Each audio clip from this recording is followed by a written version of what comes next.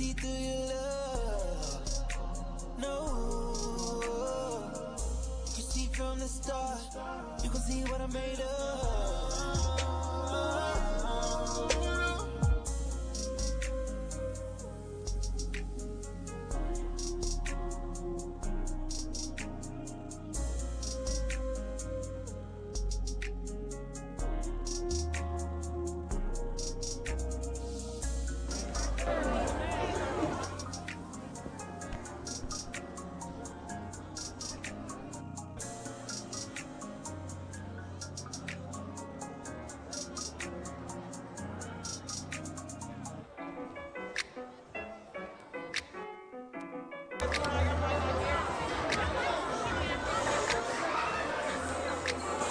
Good evening from the Johnson & Johnson Fieldhouse in Spencer, Oklahoma for Friday night Millwood varsity girls and varsity boys basketball, sponsored by Super Prep. Tonight, the Falcons, the mighty Millwood Falcons, will face the Star Spencer Bobcat in the season finale. Thank you for listening to tonight's broadcast. If you would like to watch this game online, you can stream it on the Millwood Falcon YouTube page. Welcome to Falcon Pregame. I am Maurice Prince, joined on the sideline by Coach Shannon Hayes. Good evening to you, Coach. How you doing? Man, I'm great, Mo. I'm great. I also want to make sure I give him his official title, Director of Operations. So nice to have you joining me, as you always are so willing and so wonderful to step in and help me on games every now and then with your skills.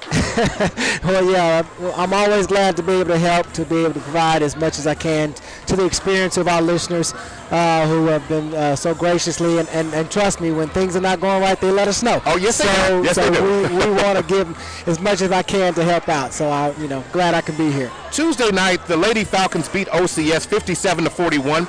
It was the second highest scoring output of the season. The Lady Falcons had 3 players in double-digit scoring. They played with pace and attacked the basket. It was one of the better games. And in fact, it's just a hidden fact, Brandy Harrod wasn't one of those players.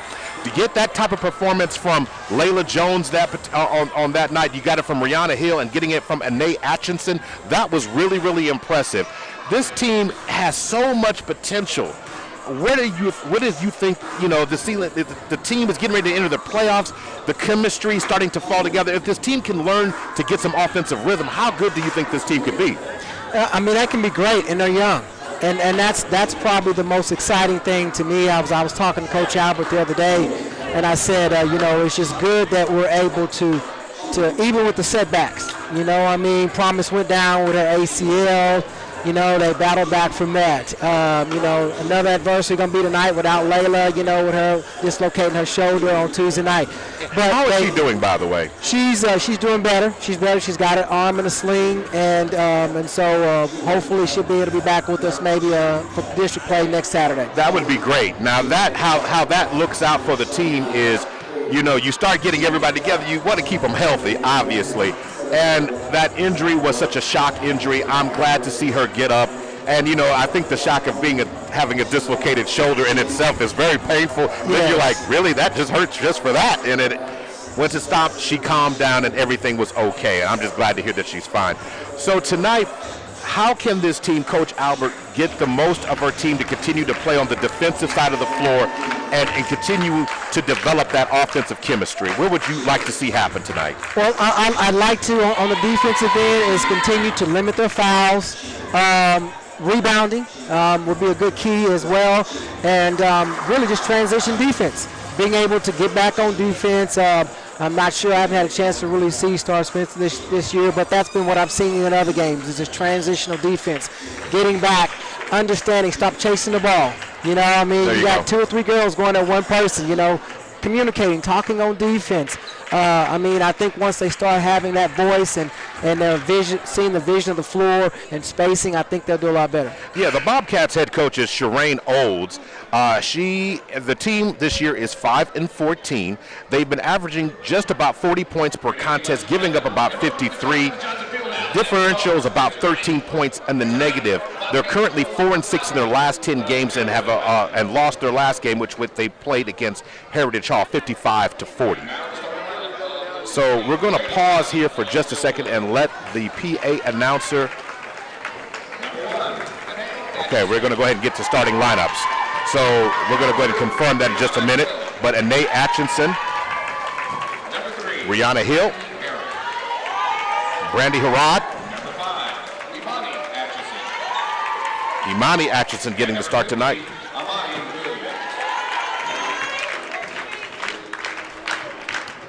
All right, so we have Anae Atchison, coach, Rihanna Hill, Brandy Harrod, Imani Atchison, and Amani Williams. And anytime I get excited a little bit when I get to see the Atchison sisters get on the floor. It reminds me just a few years ago when we had Araya Brown and Anaya, having both of them on the floor at the time.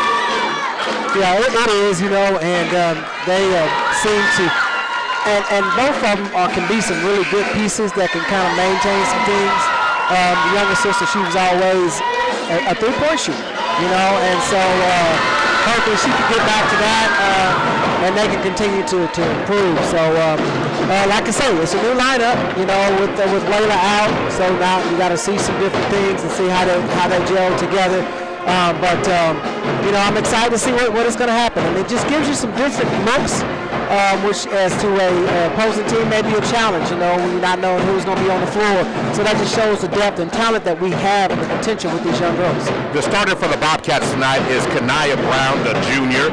We also have Asia Carter, also a junior. We have Sanaya Wiley, the senior, Corinthia Colbert, the junior, and Miriam Snowball. And Snowball is a familiar name. She's also a former Millwood player a couple of years ago. Yes, and both her brother and sister, older brothers and sisters, graduated from Millwood. Yes. So we're very familiar with the Snowball family. So we'll get this game tipping off in just a second. Coach Albert's team is 6-10. Second highest output of the season against OCS. Can the Lady Falcons build on that? I'm excited to see the continued growth of Amani Williams.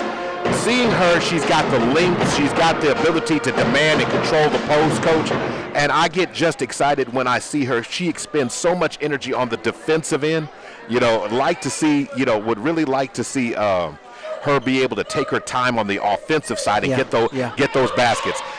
She rushes so much. It's like that clock is just running in there. If we can get it to slow down a little bit, I think there'll be so much more production she's able to give. Yeah, she's going to have to definitely be a key tonight for us. All right, going to work right now. Ball is controlled by Wiley, stolen by Rihanna Hill. She comes up with a steal right away in the contest.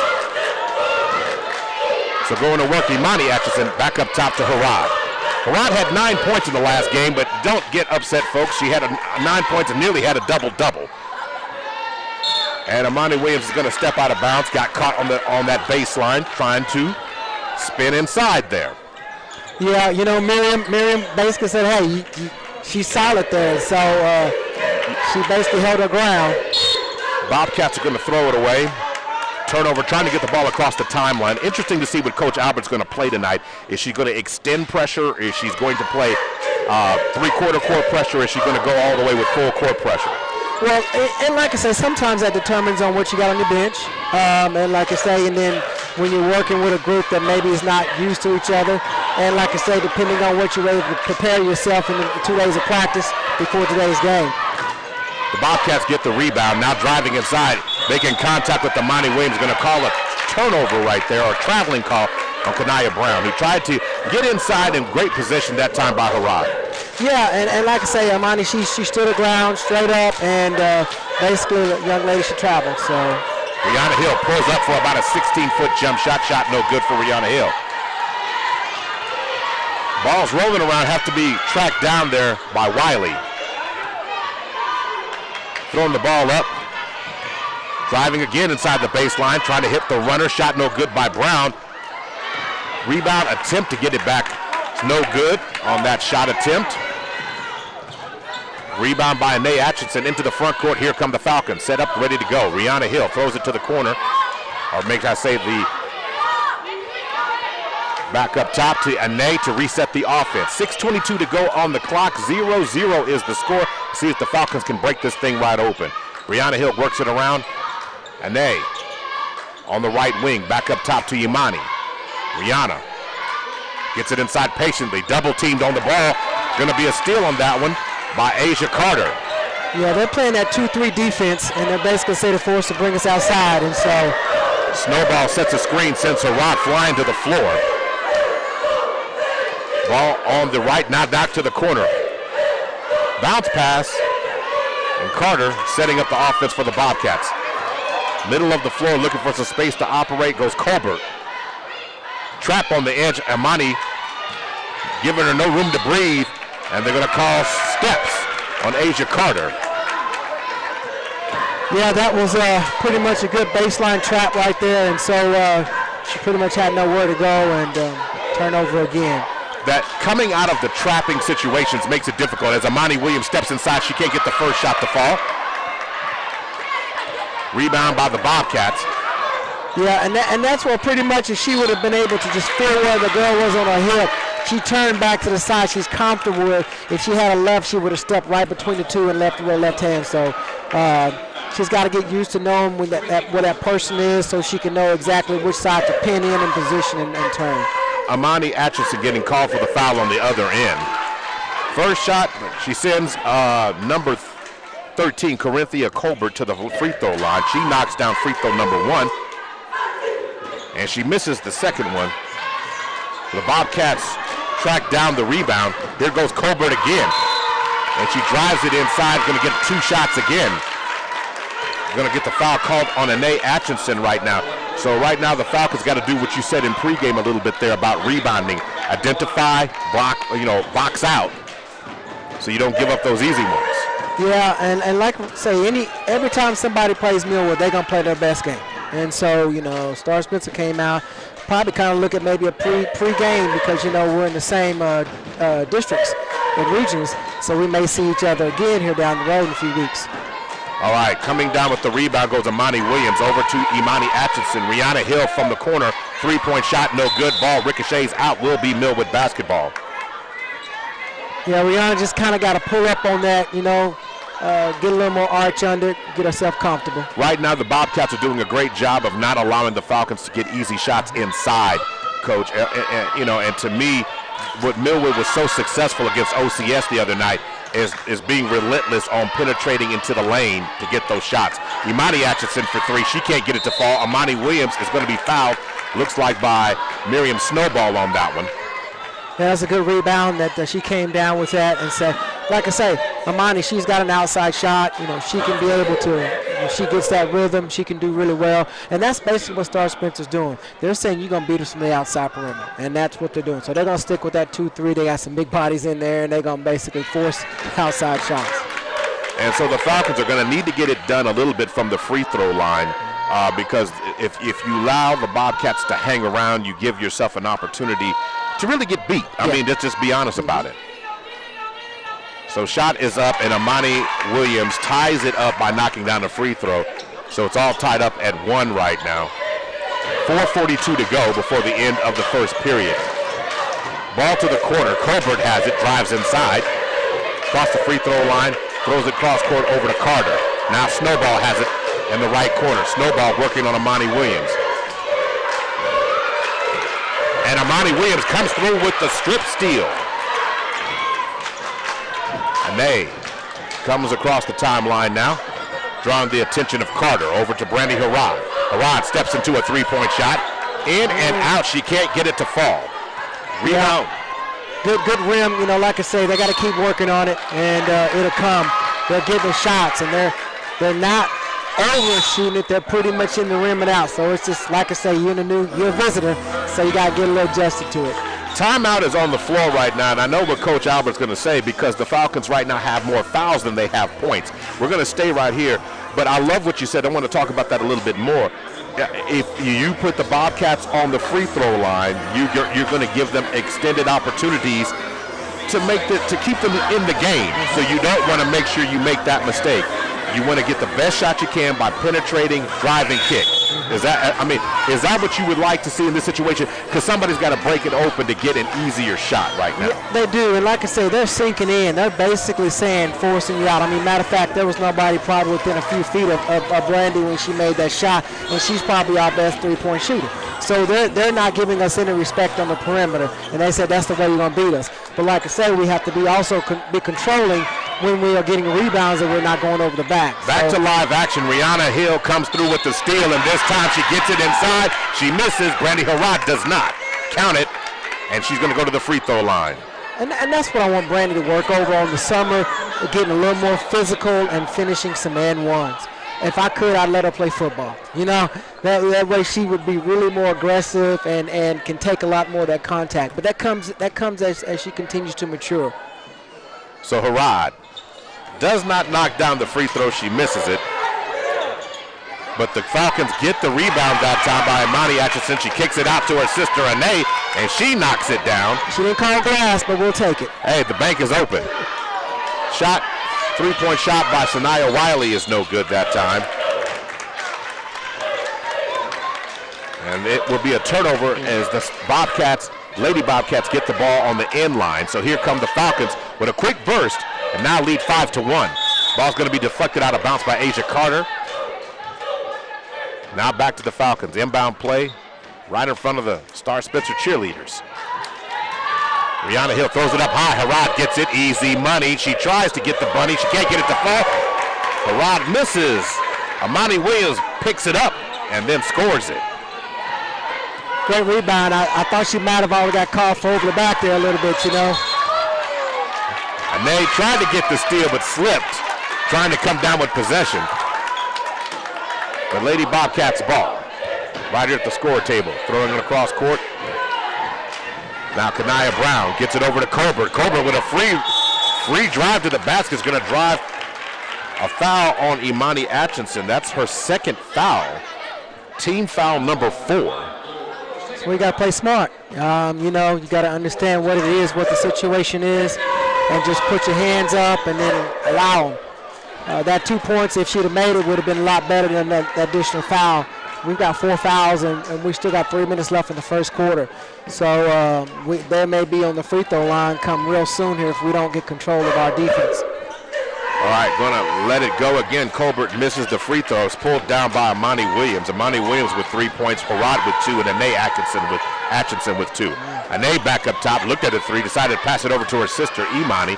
Cross court over to Rihanna Hill. Rihanna Hill from the wing drives to the short corner. She misses the shot. Rebound by Imani Williams. Brandy Harrod spins into a double team and then rises to shoot. Not able to get it to fall. You know, the one thing about that cross-court pass could be a good opportunity because their defense is not, their feet's not quick enough to be able to switch over. Oh, she just got a third foul. So Imani going to pick up foul number 3. Team foul number 5, so substitutions. So Sadie Johnson comes in the game for Imani Atchison. She had 0 points, 1 assist, 1 rebound, and 3 fouls. Not what you want to be leading in that last one, you know. Inbound play, shot up, missed by Wiley that time. Rebound pulled down again by Imani Williams. Cross court over to Harrod, to Rihanna Hill on the wing. Back up top to Johnson. Cross court. Inside, Harrod works it inside, expected some contact, did not get it. nice, well, pulling the chair, Snowball did on Harrod that time. Snowball got some pretty good defense there, so, you know, she's planted herself in that position. So Wiley with the 2-point shot. And on that 3-point attempt by Johnson, no good. Rebound once again by Carter. Here comes Wiley. Bounce pass out to Colbert. Colbert from the elbow, shot no good by Colbert. Rebound pulled down by Rihanna Hill. Too much pepper on the pass that time is going to lead to a Falcon turnover. Yeah, we just got to settle down. Like I say, you got some new players on the court. You got some new players starting, and it's just still trying to get that rhythm. 1:31 to go in the first. 7-3 is the score. Snowball has it on the left wing. Cross court over. Nearly stolen by Anae. Recovered by Carter. And then finally, Colbert has it again, and she tries to shoot it up high. It's going to be a block by Imani Williams. Yeah, good defense by Imani there. We've had a couple opportunities for some steals. We just got to grab that ball, get every opportunity we can. Wiley to inbound. She gets it to Carter. Carter stops into the three-point shot off the inbound. She can't get it to fall. Rebound that time by Harrod. Harrod going to go coast to coast. Dumps it down to Imani Williams. Almost loses it. It's going to be stolen this time again by Carter. Carter trying to take it, go coast to coast. She stops and pulls up. It's going to get called for steps. She had the right idea. Yeah. Just wasn't able to get the mechanics to go with what she wanted to do. Her mind and her body were not in sync.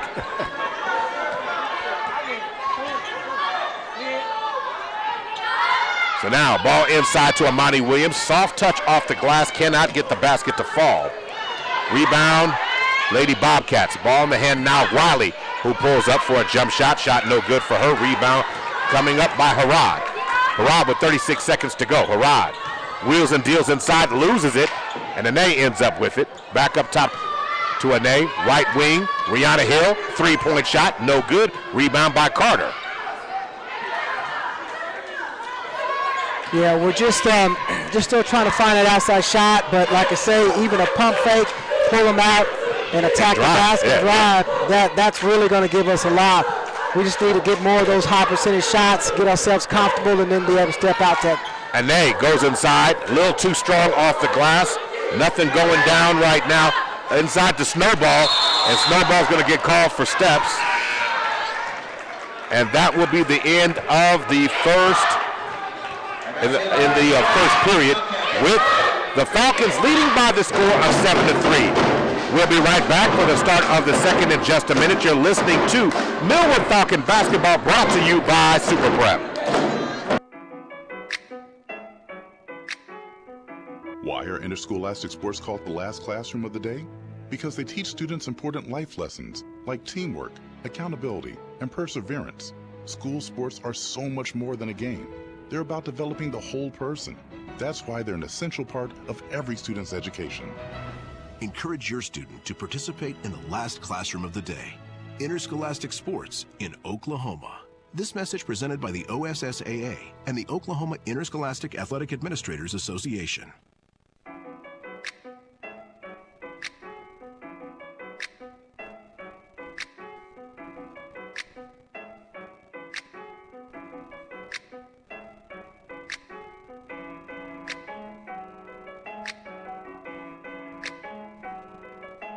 And we are back at the Johnson & Johnson Fieldhouse here in Spencer, America. Maurice Prince and Director of Operations A. Shannon Hayes on the call with me tonight. Taking a look at the first period stats, the Falcons shot 3 of 18, 17%, 0 of 3 from deep, no shots falling there, and free throws 1 of 3.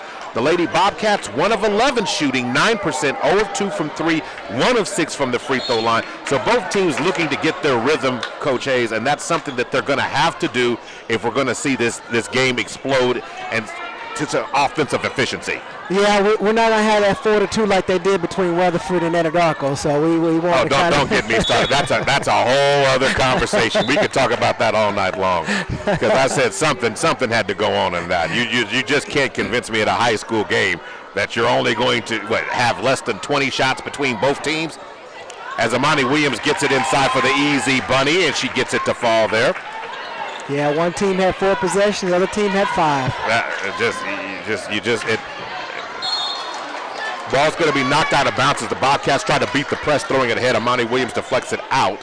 Will remain Lady Bobcat basketball. 9-3 is our score, 7:49 to go. It's kind of crazy. We had more points in the first quarter than they had the whole game, and it sounds, and it's not a big deal. We don't know sports like that. Yeah. Amani Williams comes up with a steal, gets it from Snowball, and Amani turns around, and then a good jump ball situation. She was tied up by Asia Carter. Yeah, her body was all contorted wrong. That shot shouldn't even been made. She should have basically kicked it out to the wing, reset herself, and if she got a good position, ask for that ball back. The question on Amani Williams' ceiling, and has a nice shot on the inside, screened in by Quinaya Brown. She got good position on Anae Atkinson right underneath the goal and laid it in nicely. Yeah, like I say, there's still a lot of chasing, not communicating on defense. There's no way that she should have got singled out on that young lady down in the block, but it did happen, and so she's got to communicate and ask for help so that they can get a switch. So Brown knocks down the free throw, and it's 9-6 as Brown completes the three-point play. On the other end, here comes Kanaya Brown again, hitting the Jets on the other end. And the shot's going to be blocked by Harad. On the other end, Falcons can't get it to go. Asia Carter with the bounce pass, and it's going to go off. Newly entered into the game, Andrea Walter. Yeah, like I said, here's that transition defense. She luckily was able to drop back. You got two of our defenders chasing one ball and not communicating. Once they get past that half court, they need to be communicating with each other. 3-point shot attempt is no good for Wiley. Rebound pulled down by Harad. And then Harad goes to the basket on the other end and draws contact as she gets a foul called on Miriam Snowball. Team foul number 4. Falcons have 6 on that category. See if Harad can get going. If she can get her motion at the free throw line, and when she rises up to her toes, I think it sends the momentum forward. She has a great opportunity to get it, but she kind of always is trying to catch her breath to figure it out. And at what point when you're young, Coach, does it get into your head a little bit about the free throws, where the confidence kind of wavers? Well, I think Brandy got to first realize that it all can't fall on her shoulders. She's got to just play her game and trust that her teammates can do their job as well. And I think if she can get more in that concept of her mind, she'll relax. She has all the fundamentals and understands how to do it. It's just like you say, just kind of being able to get yourself in a situation where you're not thinking about everything else and just focus on that particular moment. Sadie Johnson's going to get called for the foul on the other end. Kanaya Brown has decided that she's going to take the ball down Main Street, might as well say 23rd Street right now. She's going to drive right down the middle, and the Falcons have failed to cut her off on the last 3 possessions. Well, and actually it was a pass from Marion over the corner. I mean, they got the ball down before we even get our turn backs to even see where the ball was, and backside, and then when we finally did, now we got to make up, and we're fouling and getting them on the line for the remaining of this 6:46. And she does. So in the bonus, as Coach just mentioned. So it is now 7-10 right now.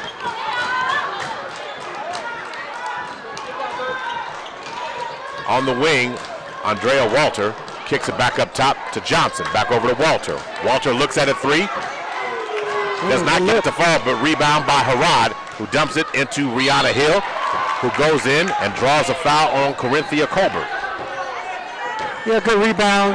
Got another offensive time. I mean, they've been very physical. I mean, the refs are letting them play until they really kind of alter their shot, as long as they're not off balance.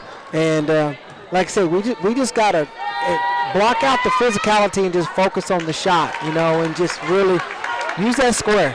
The old fundamental corner square. It works every time. You're listening to Millwood Basketball, brought to you by Super Prep. Rihanna Hill knocks down the first one. She gets in rhythm, and I like the way she kind of has a routine at the free throw line. I think that was something like that would really help Harad if you would get to the free throw line and kind of get yourself into a rhythm-made shot. Falcons come up with a steal in the ensuing possession, and then turning right around and getting it back is Wiley. Wiley drives inside, and that shot's going to be knocked out of bounds by Harad, who gets her second block.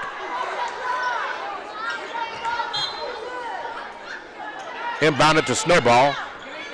Stepping back, it's a Wiley, a 3-point shot from the corner, no good. Rebound by Carter. Wiley fires up another 3-point shot. Can't get it to fall. Rihanna Hill comes up with the rebound.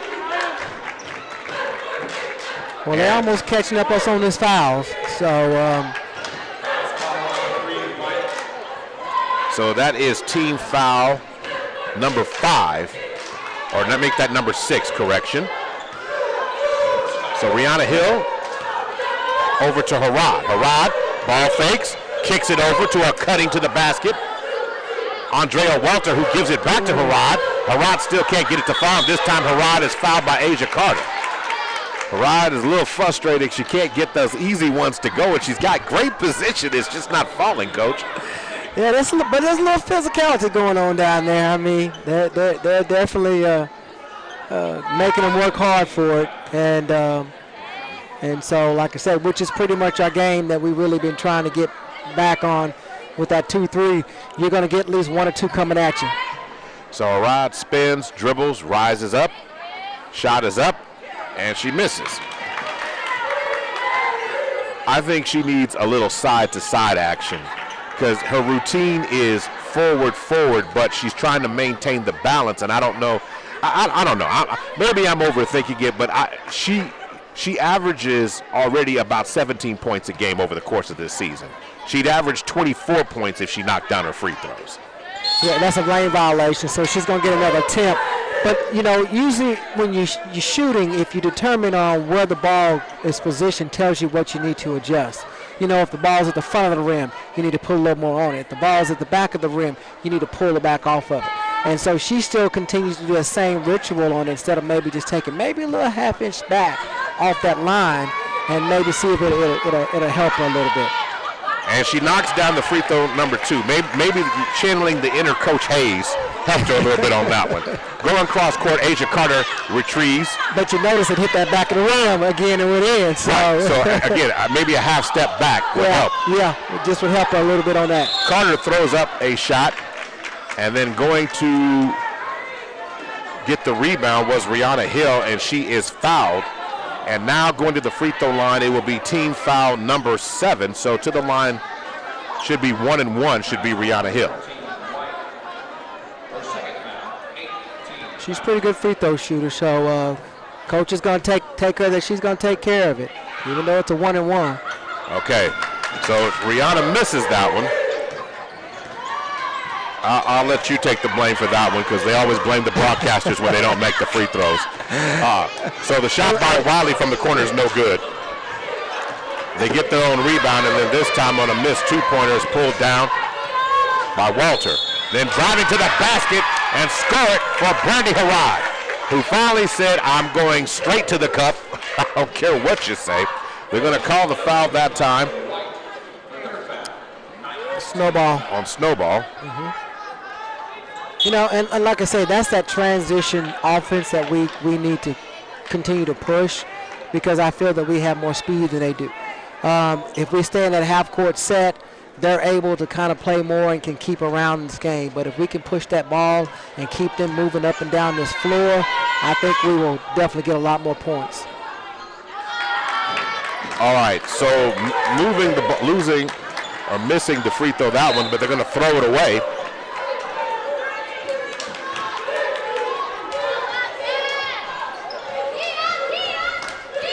So it's back to the Lady Falcon ball. Cross to timeline they go. Rihanna Hill over to Brandy Harrod. Harrod back up top to Sadie Johnson. Andrea Walter. Walter dribbles, gets inside, cannot get the shot to fall. Rebound by the Bobcats. And Quinaya Brown ends up giving it up. That wasn't a Walters. All right, working the ball around. Wiley has it. And Wiley's going to get fouled by Hill. I'll call timeout. All right. So I want to make a correction on that. That is Kennedy Tate who was driving inside, not Andrea Walter on that one. But we have a timeout called on the floor right now. So 14-7 is the score. And the Falcons have been able to get a little bit more. Harrod has gotten a little bit more aggressive. And by getting to the free throw line has really helped the Falcons for the most part, Coach, settle in and really be able to give themselves a comfortable lead in this game. And it's only 7 points, but it feels a little bit bigger because of how the Lady Falcons are playing.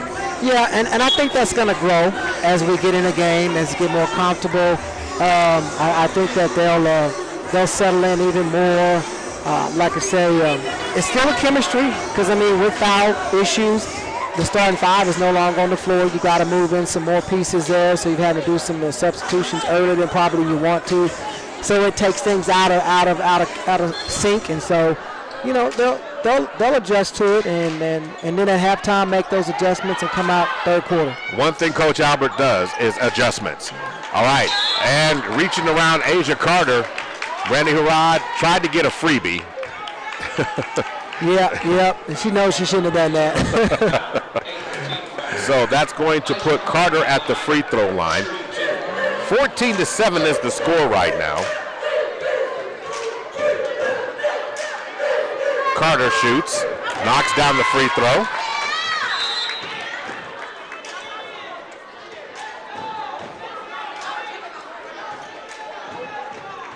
Carter Taking her time at the line. Steady dribble. Shot up. Nice high arcing shot. Yeah. 14-9. Falcon lead cut down officially to 5. Harrod over to Tate. Tate to Johnson. Back up to Anae Atchison, who's back in the game. Back over. And Sadie Johnson for deep. She can't get the shot to fall. You know, the one thing that just bothers me, is that, you know, that old triple threat. You know, they're looking and anticipating the pass. They're not even looking at the goal, even, you know. And that's why it's easy for the defender to play the passing lane, because your eyes is telling you what you're doing. So if you stay straight triple threat, they don't know if you're going to shoot, drive, or if you're going to pass.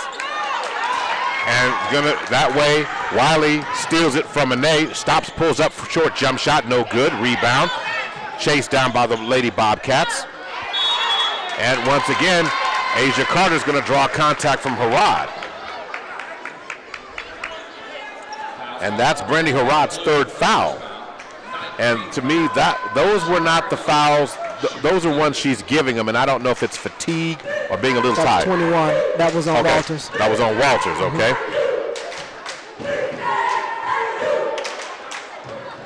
And she's a good free throw shooter. Clock is stopped, and they're getting free throws and getting back into what was a 7-point lead. Now down to possibly a 3. So with 2 made free throws,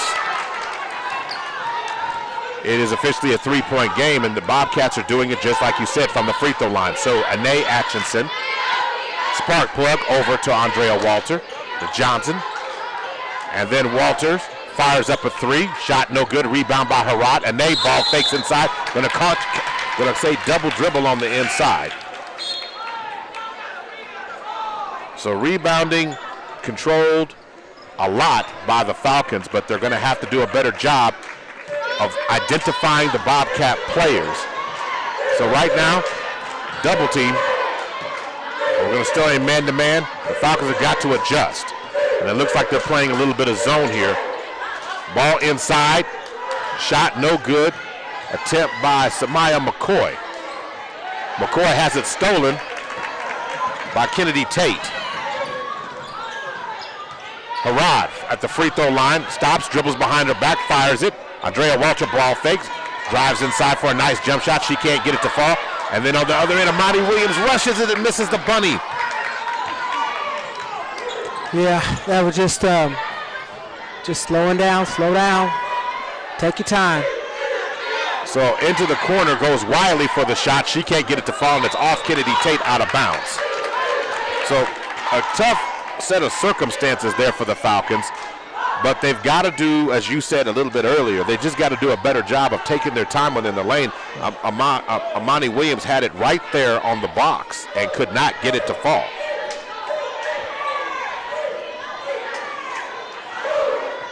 So the shot from the corner again by McCoy leads to Anae Atkinson with their rebound, and then Anae drives it down Main Street. She gets a foul, contact, goes to the free throw line. So good job by her. Yeah, good take. You know, push the ball. You know, like I say, get an opportunity to get to the free throw line, finish it. Work on your shot here. You know, it's not only a free throw, but it's also an extra shot you can take in the game and adjust yourself, see what you can do. Anae misses the first free throw. She need to bend her legs a little more, extend that arm. So 14-11, Anae dribbles, spins. Shot is up, and it's true. Yep. She said take her time, and she did that. So it's now 16-11. Ball in the hands now of Asia Carter. 2:22 to go. Back inside as Carter rolls inside. Should be 16-13 right now. Ball rolling around, and Anae has the ball stripped in the hands of Wiley. Harrod getting ready to time it. Wiley drives to the basket and scores. Again, the Falcons are not hurrying back on transition right now. 16-15 is the score. Driving around. Ball in the hands of Ine. Brandy Hill-Rod steps into a three-point shot and drains it. We need that. Just when the Falcons needed a little bit of a breathing room, they get it in the form of a three-point basket by Brandy Hill-Rod. Colbert drives inside this time and drives into the chest, it looks like, of Amani Williams and draws a foul. And it is. Wow. I thought she got all ball on that, but maybe she got the body first. So Colbert at the free throw line. Misses the first free throw.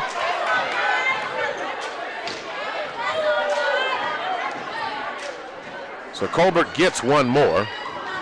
So Andrea Walter comes out as Rihanna Hill returns. Shot is up, and it's knocked down. They're saying it's a 2-point game, but I'll have it as a 3. We'll have to verify that here in a minute 37. Working the ball around. Kennedy Tate back up top to Rihanna Hill. Rihanna Hill to the right wing to Ine. Back up top to Tate. Tate dumps it down to Harrod, who goes with the runner in the lane and scores. Nice. That was a nice one. And that every time, that's what they need to do, is just find that person and be able to just kind of basically, once they get part that first wave, now they've got numbers, and that's a shot she ought to be able to take all the time. I would love for Amani to develop that as well. That'd be a great little shot for her. 1:13 to go. Ball's inbounded. Brown has the ball stolen by Brandy Hill-Rod, who drives inside. There should have been a foul for contact. Nothing there. Rihanna Hill ends up with it. Now Amani Williams has it up high. They're going to end up calling a jump ball situation, I do believe. So it will be Bobcat ball.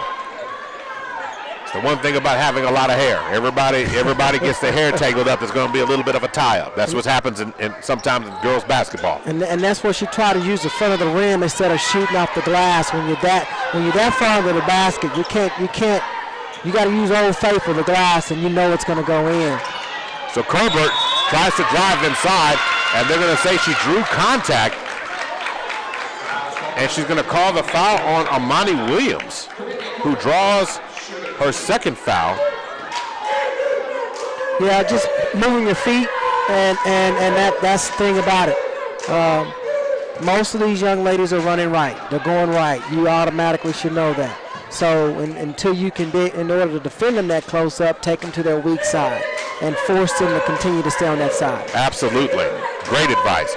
Shot up by Colbert, and she knocks it down. And once again, the Bobcats are within 3 or 4 points here. Rihanna nice shakes move. off the lane. Short corner jump shot is nice. Showing a little sauce on that one. On the other end, Carter shoots, misses, and Brandy Harrod comes up with it. Harrod, Amani Williams ends up with it. They're going to call a jump ball situation. It will be the Lady Falcon basketball.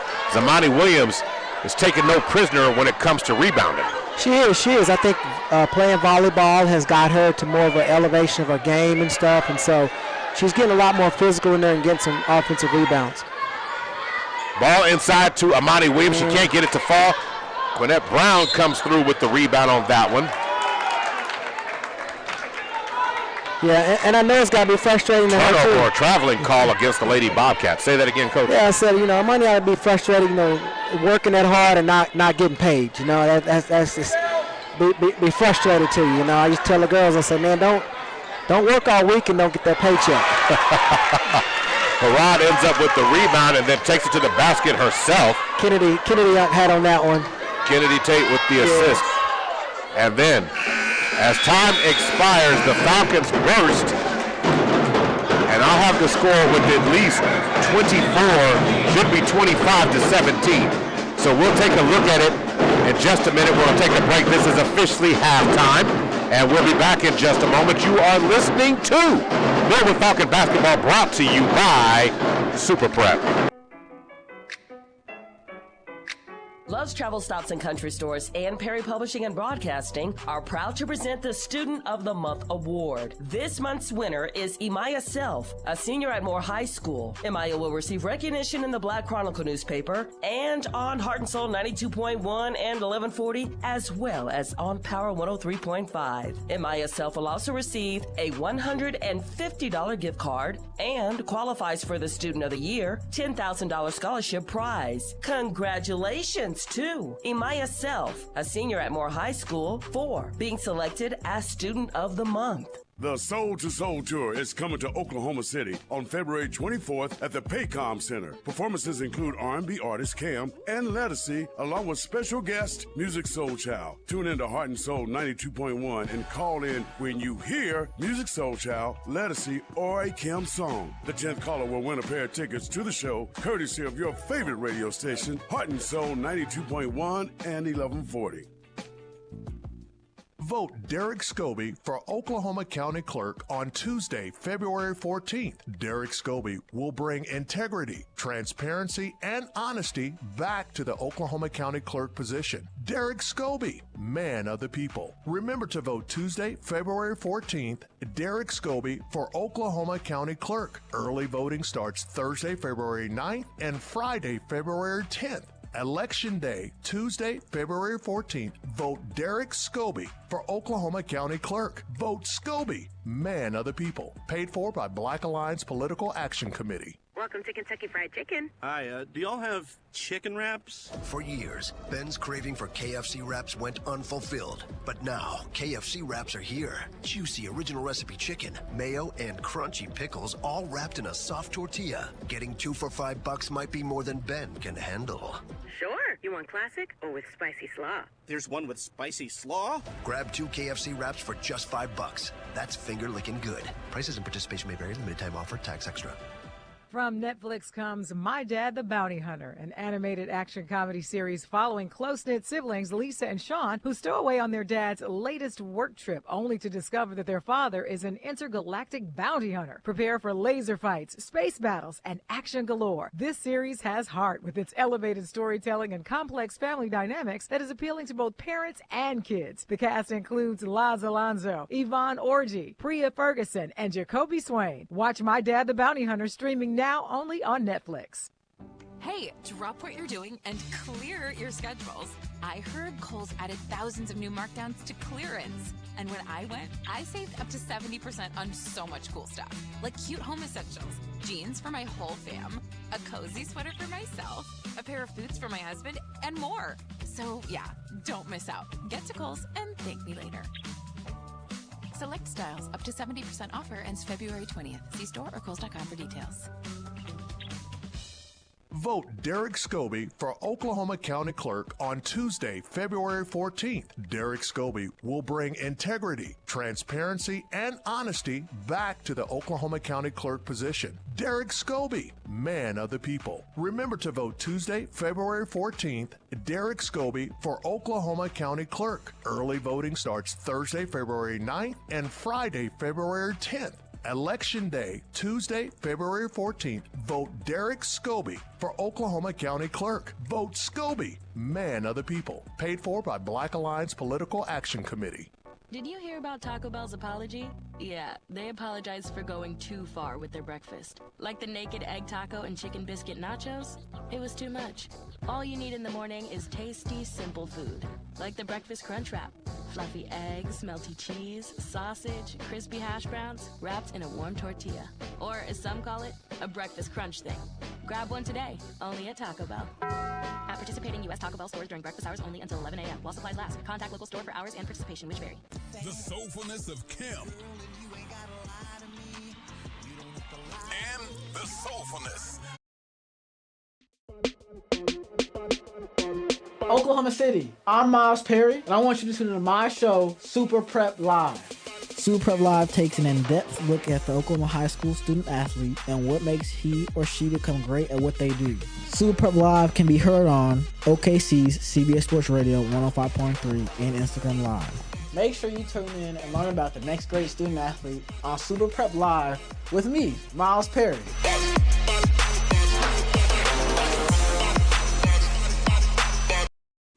injuries don't wait. For business hours, now you can be seen 24/7 for sports injuries. Whether you have a sprain or a broken bone, at the SSM Health Bone and Joint Injury Clinic at 13401 Northwestern.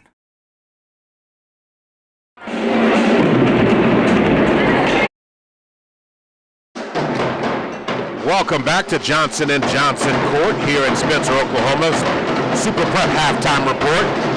We're going to talk a little bit of the numbers that we saw by the ladies displayed. Star Spencer shot in the first half overall in field goal, 4 of 26, 15%. They did their damage on those free throws that you talked about, Coach. 9 of 17, even though that's 53%, it was good enough to keep them relatively close in the game. They had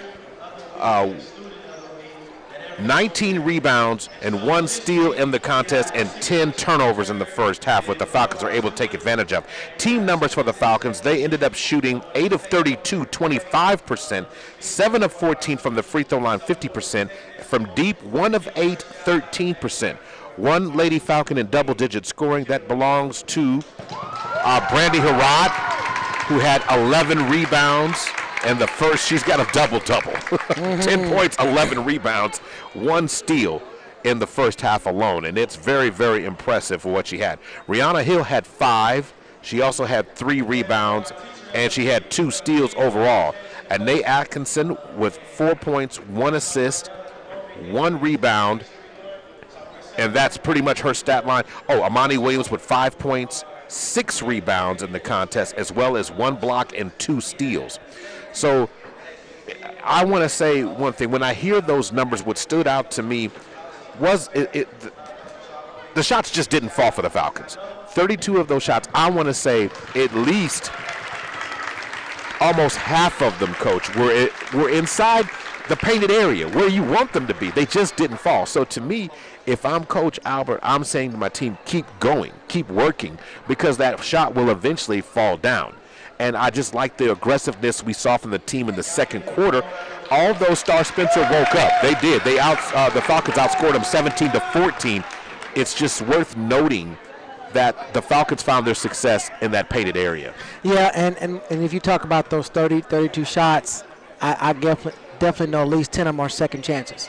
You know, because they are hitting the boards, they are getting opportunities, and so those are the ones they got to try to finish. I mean, when you get 2 chances, you got to make the best of them. Right. And I think a couple of times we got even 3 opportunities in the paint. So we're getting the opportunities. We just got to slow down, take our time, you know, and not just throw it back up. You know, it's almost like you're throwing it back up and hoping something falls. You know, just focus on that shot. It was a foul. Trust me, the referees will catch it, but finish it. You know, like I say, get your paycheck. And I mean, they're working hard, and they just got to continue to push on it, to continue to do that. I think that, you know, Star Spencer will probably come back with their starting lineup here in the third quarter, so they're going to have a lot more physicality on the defensive side coming back out. So let's see if our girls have adjusted to that. Yes. Now on from the Lady Bobcats, Asia Carter, Quinaya Brown, both were extremely successful in the first half. Asia Carter got comfortable, started using her length, and a couple of those opportunities got her to the free throw line, and she was able to really do well. Quinaya Brown was driving down Main Street, and then we saw some great shot attempts by Shania Wiley, who kept trying to look to find her shot. So to me, also identifying on the defensive end, how many times did we see the Lady Falcons not get back on defense that led to easy transition or easy shots at the rim? So you got to work. If you're going to work hard on the offensive end, you got to also equally work hard on the defensive end. Yeah, and that transition is what gets them in foul trouble. And like I said, Miss Carter, she found that out, and she kept attacking. And like I say, and right now her strong point is free throws. So I mean, definitely when probably Coach Oles told her, hey, you know, they're in foul trouble. Attack. You know, and that's their strong suit. So I mean, you know, that's kind of been the formula for the first half. Exactly. And to me, the one thing you don't want to do with the team is you give them more confidence. The more confidence they have, even if the team is, okay, I won't say as talented as you or may not be as good as you gave them an extra seat at the table, they're going to sit down. You gave them an extra plate at the table. It's like that Thanksgiving dinner that Mama said put all the food you want on this first round, because the second round you're not guaranteed. But if you, and I'm using that analogy only because it's infectious. Once one player gets confidence, now everybody else, hey, I can drive too. Yeah. And continue to put the pressure on the Falcon defense. So if you're the Falcons, you come out, reestablish your identity, show them that you're going to continue to go downhill, and then finish it, as you said, cash that check.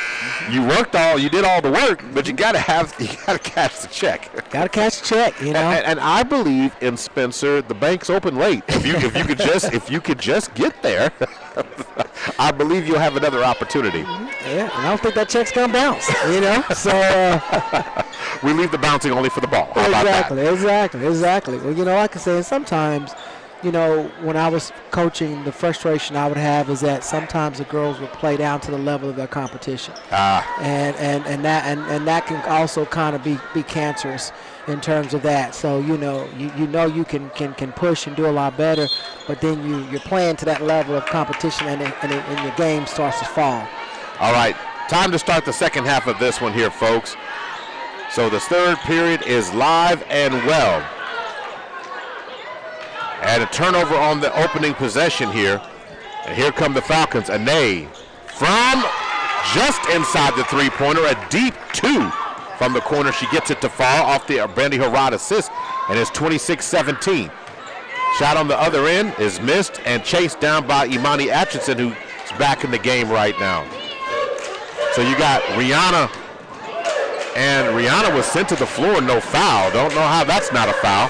No, wasn't no foul. I mean, Snowball had position, and she ran into her. If nothing else, if Snowball would have fouled, she probably would have got an offensive foul, because she went in with her head down, and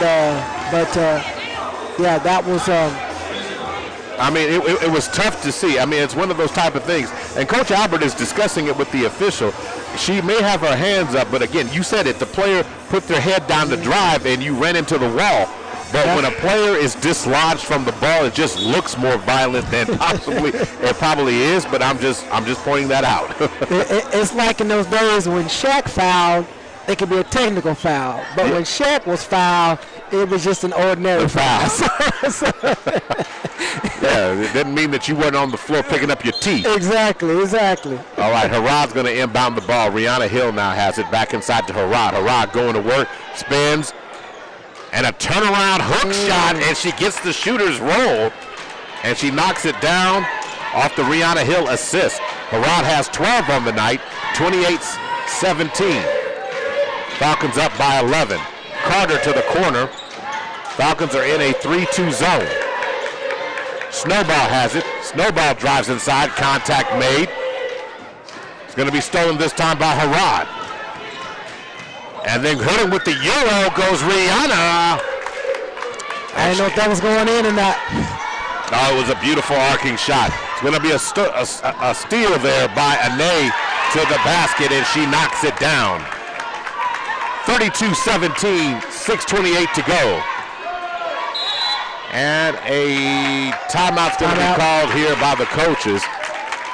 32-17, 6:23 to go in the third. But what I want to point out here is when the Falcons get aggressive, they put points up in bunches.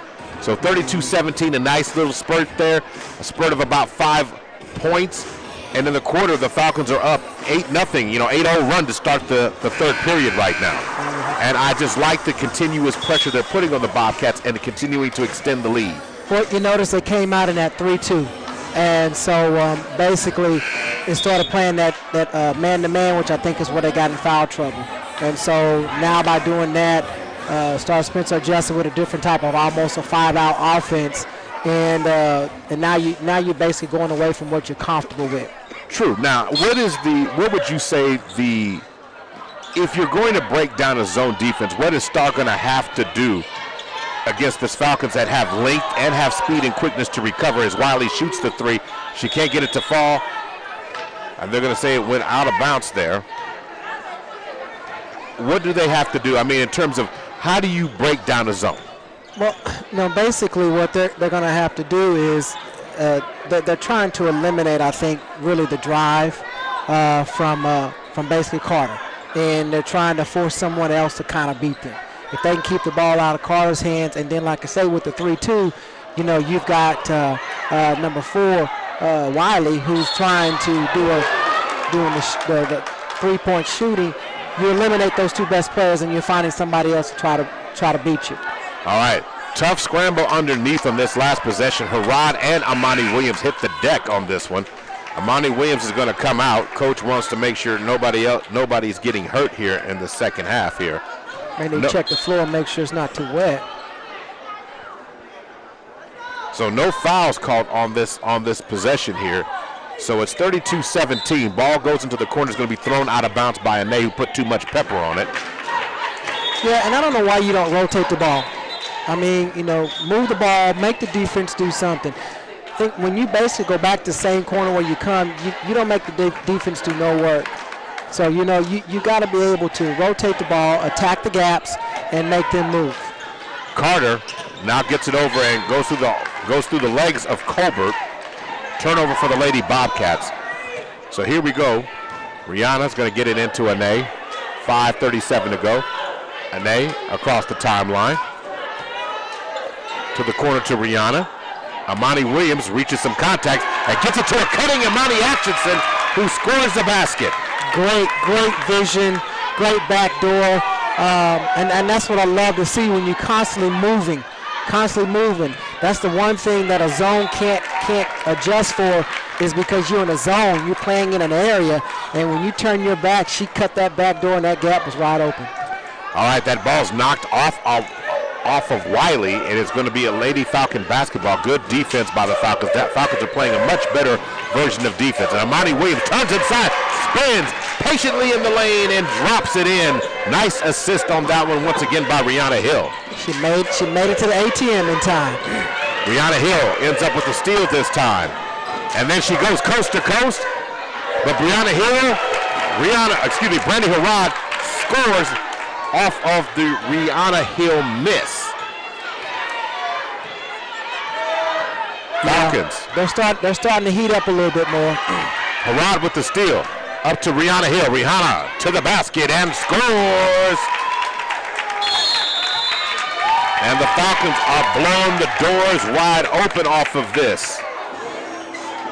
In fact, if I'm not mistaken, that is the Falcons with a 16-0 run, Coach.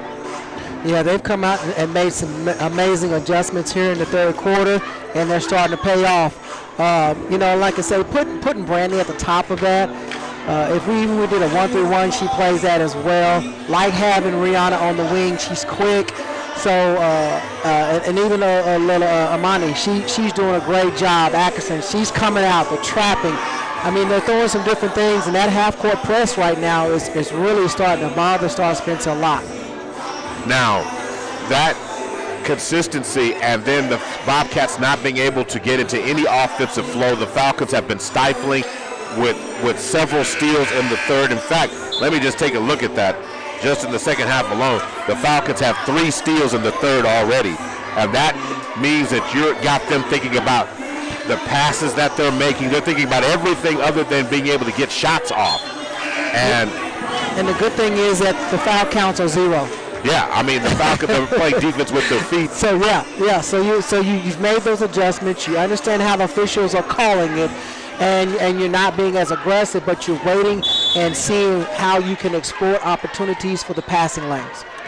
So Alyssa Isaac is in the game, getting her first opportunity to play. And she's in the game for Imani Atchison. And it's going to be a jump ball situation. And it will be Millwood basketball. Tie up down there inside the painted area. Simone Hall getting some action for the first opportunity. And Simone looks like she's in a little pain there because she ended up getting, there's an expression, bent like Beckham. She was bent like a pretzel down there, but she seems to be all right. So now working the ball around, getting the ball in the hands of Asia Carter. She can't get it to fall. Nice rebound by Brandy Harrod. Harrod already had a double-double in the first half. Turnover by the Falcons as Harrod tried to get it inside. Yeah, and that's 2 turnovers. I mean, that's basically a turnover and a foul. I mean, So we have our first foul. Looks like that was on Isaac, I do believe. His eyes, I thought Rihanna. Okay. He could have picked either one on that one. So working the ball around. Ball in the hand now of Colbert. Colbert over to Asia Carter. Back up top to Colbert. On the wing, Colbert draws the attention of Isaac and Rihanna Hill. Bounce pass over to Carter. She's double teamed. Snowball has it. Kicks it to the left wing. And Wiley steps into a three-point shot and knocks it down. So nice assist by Snowball on the play. Yeah, good ball movement. Back to a 20-point margin here by the Falcons. 3:28 to go in the third. Isaac has it above the line. Rihanna, left wing inside to Amani Williams, who's double teamed, and she's going to get bumped. Looks like they're going to call the foul on Snowball here. And it's on Snowball. So Snowball comes out of the game, and now I think that's her fourth foul, so she's going to be done probably till fourth quarter. Samira McCoy comes in the game, and on the inbounds play, Amani Williams can't get it to fall, and the ball is going to be knocked out of bounds, but it will remain Falcon basketball. And there we go, second opportunities. That's the one thing that we've been able to get. Amani Williams catches the inbound inside the free throw line. I don't know if she called bank, but it fell. So contact this time. Was that Rihanna Hill called for that one? No, that was on 13. Isaac. Okay. So getting the ball over to McCoy. She can't get her shot to fall. This time it's rebounded by Amani Williams. Amani Williams with nine points in the game. If I'm not mistaken, Amani Williams has 9 points and 7 rebounds. And getting called for steps. She's going to have a double-double tonight. 22-point lead for the Falcons right now. Wiley in the backcourt picked as the Falcons go to three-quarter court pressure. Over to Colbert. Colbert drives inside on Williams, and Williams is going to, she kept her arms, she should have kept her hands up. She brought them down and made contact with the player driving the lane that time, and that happened to be Colbert. But what she did is she played her straight up instead of playing on her strong, dominant side, which is her right, turning her back into a defensive help. And so that's where you have to also play smart when you're playing defense and knowing where your help is. Wiley misses the three, and Nate Atchison gets the rebound and then goes coast to coast on her own and pulls up with a nice 7-foot jump shot. She just stops and just walks over. I got this. And then out on the other end, Sparkplug. Sparkplug's back. With the steal. And she's got 10. Why not? Back rims that one, but Harrod gets the assist inside to Isaac, and contact is made on Isaac. She should go to the free throw line shooting too. I just think he called it out of bounds. He didn't give her the foul. No, he didn't? No. That seemed a little bit unfair. Yeah. Harrod from the left wing. Misses the three, and then inside, Harrod misses the three. No, it was a pass, and to Rihanna, and Rihanna finished and got the and one. Young lady cut her off, so she's going to the line for a three-point play. So Rihanna back to the free throw line. She's now in double digits with 10. So back-to-back games, we got Lady Falcons in double-digit scoring. Wiley now has it. Ball nearly stolen, and it is going to be still stolen by Rihanna Hill. Rihanna drives inside, kicks it to Alyssa Isaac. Short corner jump shot missed. So the one thing that Star Spencer's got to realize is that this is a press. You can't dribble out of a press. You've got to pass the ball. So teammates have got to be able to help Miss Carter out. They just have to, because she's not going to be able to dribble all the way through or press all the way down. Falcons fall back when Carter gets, and then she gets fouled by Anae Atchison, I do believe. Yes, foul's going to be called on Anae. I would have gave her the continuation. She'd have made that. So it's going to be Lady Bobcat ball with 1:29 to go. Inbounding from underneath their own goal, throwing it up high. Anae was 2 inches taller. She would have had it. But nonetheless, Carter drives right down because she committed into the air, allowed Carter to drive inside and score. Now, three-point shot. Knocked down by Andrea Walter, and she hits him with a smile on that one. And she's in the game now for Amani Williams. You know, when these young ladies just relax and enjoy the game, you know, their shooting becomes so much better. Because she's been struggling with her shot too as well, and it's just kind of short, rimming out, and so, you know, just have fun. You know, I mean, that's the name of the game. Just enjoy the game. Stolen inbounds pass, and then Harrod is fouled. Goes to the ground hard, but she bounces right back up. So Kennedy Tatum's now in the game for Amani Williams. Brandy Harrod now at the free throw line. She's got 14 points on the night. 14 points and 14 rebounds. That's a stat line for you. That is. That's why she's a D1 prospect. And I know she at least got 4 or 5 blocks.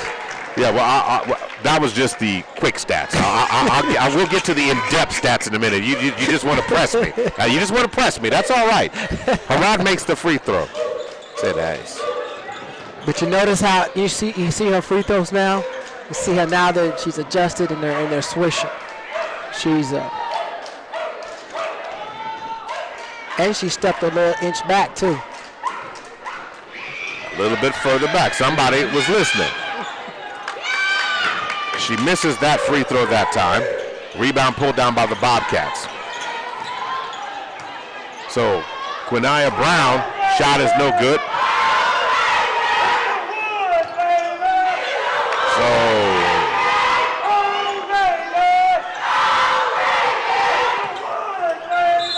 on the other end, contact is made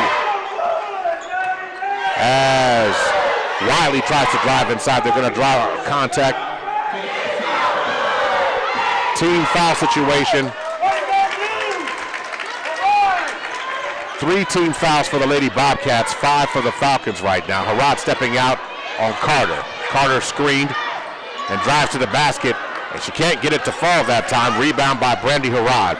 Brianna Hill on the other hand hits with the Euro and pulls up and steps around and drops it in. So I get back on defense. Don't be celebrating. On the other end, Carter does what she does best, drive to the lane and draws contact this time. Is that on Harrod? No, but that's on. Could have called a foul on Walters. So team foul number 6. Carter has it. Harrod stepping out on her. Harrod never backs down from a challenge. Ball handed off, and Carter ended up back with it. Rebound turns into a jump ball situation. It's Quinaya Brown and Brandy get tied up a little bit, but it will be Lady Falcon basketball with looks like 7.1 seconds to go. You know, 3-on-3 pretty much. Oh, it was 0.7 of a second. 0.7 of a second.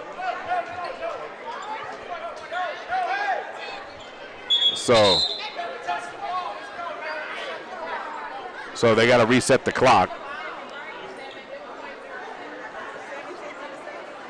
So it's going to be, I think, a second put back on the clock because the ball was never touched as they rolled it up the court.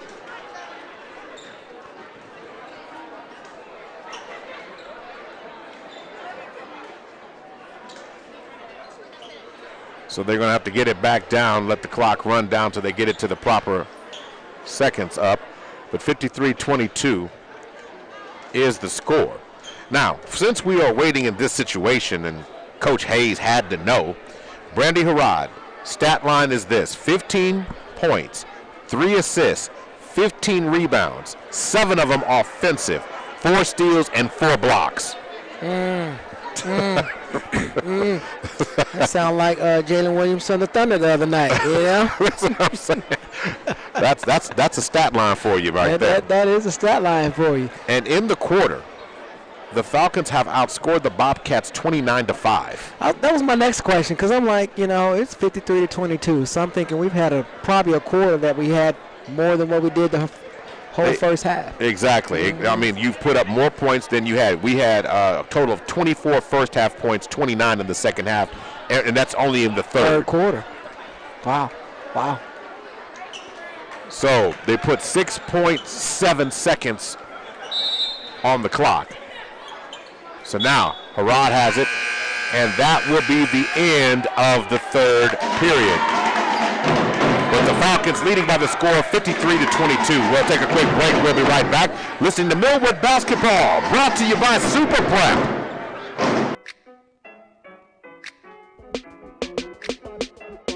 Oklahoma City, I'm Miles Perry, and I want you to tune into my show, Super Prep Live.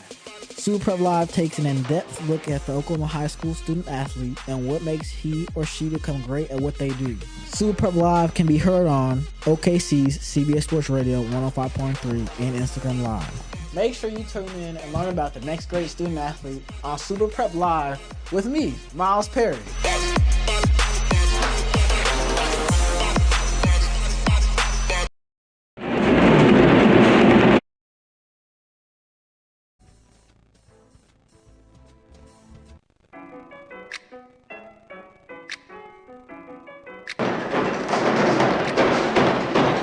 To start the fourth period.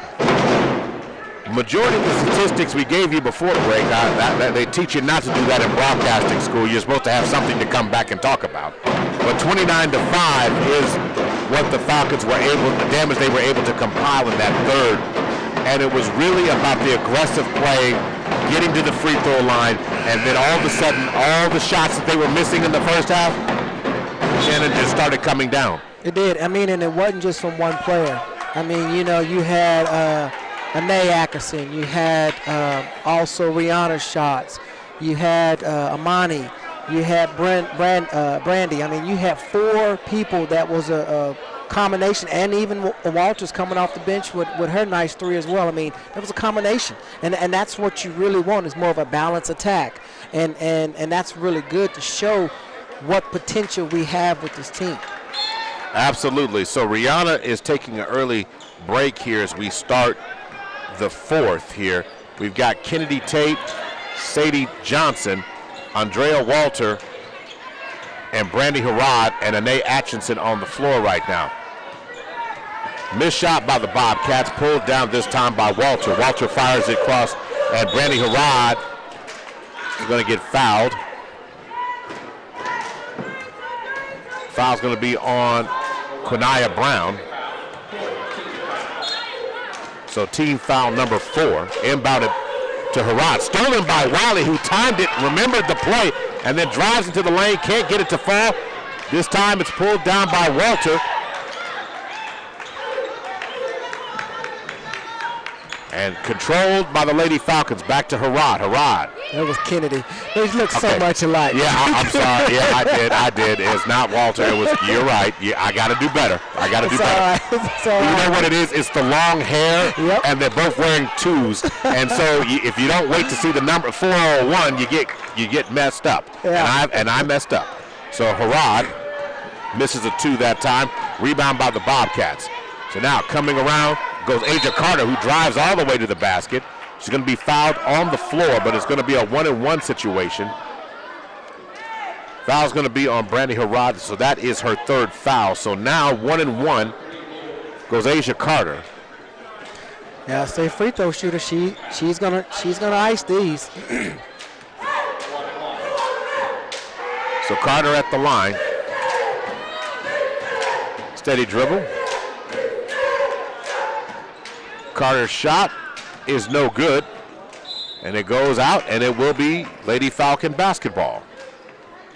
I'd like to see in this fourth quarter a little bit more offensive, some more offense ran, so that when you do get into playoffs and you got to have some sets, work on getting everybody, because like I say right now with some of the injuries and different things, you never know who's going to be on the floor, and just need to know how to be able to execute a play and transition the ball across to where, against different defenses. Harrod drove inside, missed her first attempt, got her own shot, put it back, got a foul. She's going to go to the free throw line shooting 2. She's been in the whole entire game. So I'm figuring she may get an early exit here in a little bit. Harrod misses her first free throw, but she gets one more. Harrod likes it out here in Spencer, America. I mean, this is a strong double-double. She might want to buy some real estate out here. So Harrod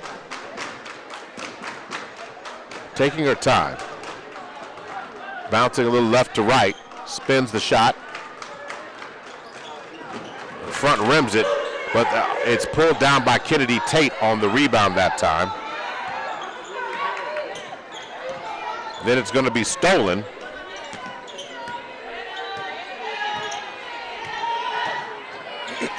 You know, going to the floor goes Carter. Going to be a jump ball situation. The officials waiting a little long time to see if anybody got possession of it, but the jump ball situation will allow it to be Star basketball. 6:17 left to go in the game. 53-22.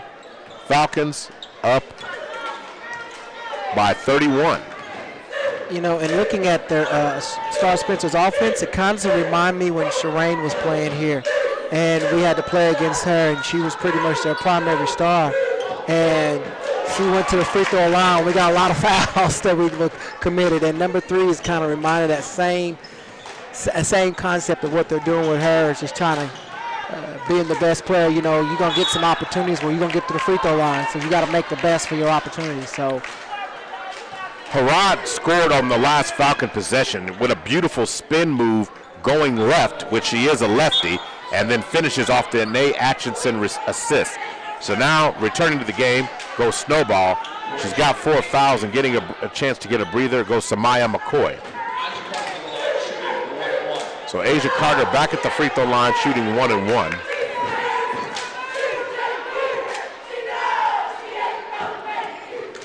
In and out on the Carter free throw. Rebound pulled down that time by Harrod. Anae, long corner 2-point jumper. She misses that one. Bobcats take over. Asia Carter. And see, that's another thing that I was talking about, running some offensive plays. When you go down and you do a quick shot, now you're back on defense. They're already in the bonus, and now fouls continue to add up. So you need to also play smart, take some time off the clock so that you don't continue to be in foul trouble and make this game even longer. So now at this time, that was Candace Brady at the free throw line. She misses that shot. Anae Atchison misses the ensuing jump shot. Snowball with the rebound and allows Asia Carter to go to the basket and score with ease. So Asia Carter. That's a 4-point swing right there. Slowing down, just moving the ball. Move the ball. Make the defense do something different. And another turnover by the Falcons. And then it's given right back as Anae gets it to Harrod, who drives to the basket, and contact is made as she's hit on Kanaya Brown. So Harrod going back to the free throw line. Team foul number 6 for the Bobcats.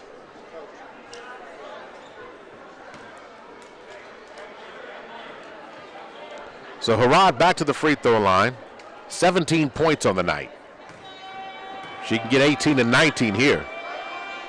Talking about a 20 spot on a Friday night, that'd be nice. Harrod knocks down free throw number 1. 56-24. You know, like I say, when she does well, the other teams do well, the other teammates do well, so she kind of can. Oh, she's not a selfish player at all. Mm-mm. And she misses the second one. Rebound that time by Kennedy Tate. And then Kennedy Tate gets it to Harrod, who scores. 58-24. And the ball's going to get knocked out of bounds. It will be Wiley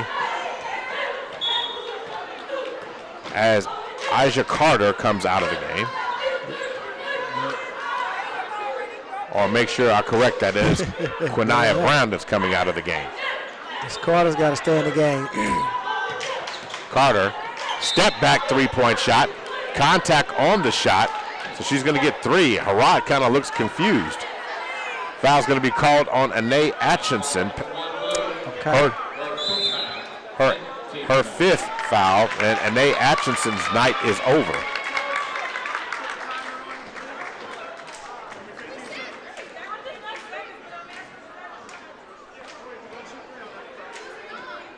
So the foul is on Anae.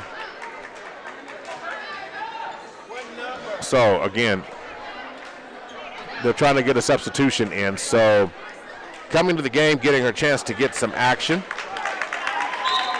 is Mylan Dixon, who comes to the game. She made her debut on Tuesday.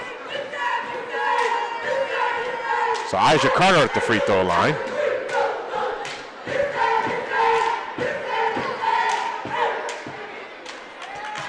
Oh, she missed one. So Carter missed one.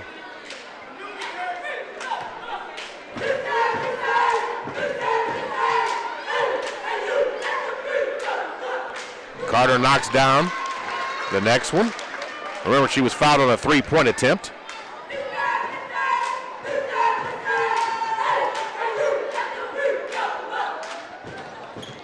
She misses, goes 1 of 3 at the free throw line. Ball careens, goes out of bounds. It'll be Lady Falcon basketball. Rebound was chased down once again by Kennedy Tate. Andrea Walter to throw it in. Here comes Brandy Harrod with 3:41 to go. 58-25. Cross court over. So let me just surprise you on it. On the floor, you have 4 freshmen and a sophomore. Crazy. 58-24. Ball's deflected out of bounds. So Harrod, who is just a sophomore, he still get 2 more years of Harrod. Mm-hmm. Her game can still improve so much. Yeah. By the time she's a senior. That's just crazy to think about. All right, Sadie Johnson, cross court back up top to Harrod. Harrod over to Dixon, back over to Walter, left wing, bounce pass. Harrod pulls up for the short corner shot, too strong. Rebound pulled down by Aisha Carter. Carter, stutter steps, kicks it to the corner. Brady for 3. She misses. Rebound pulled down by Johnson.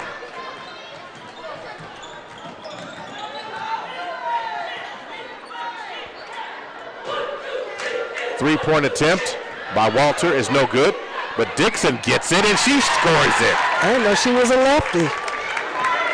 They seem to be coming out of the woodwork a lot here lately. Yeah.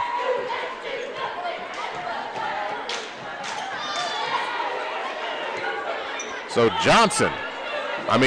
Dixon makes her first points as a Falcon. Snowball drives inside, rebound pulled down by Harrod. Harrod tries to finish with the left hand, contact but no foul, and Snowball on the other end. Snowball drives to the basket. She misses, turns around, gets her own rebound and puts it in.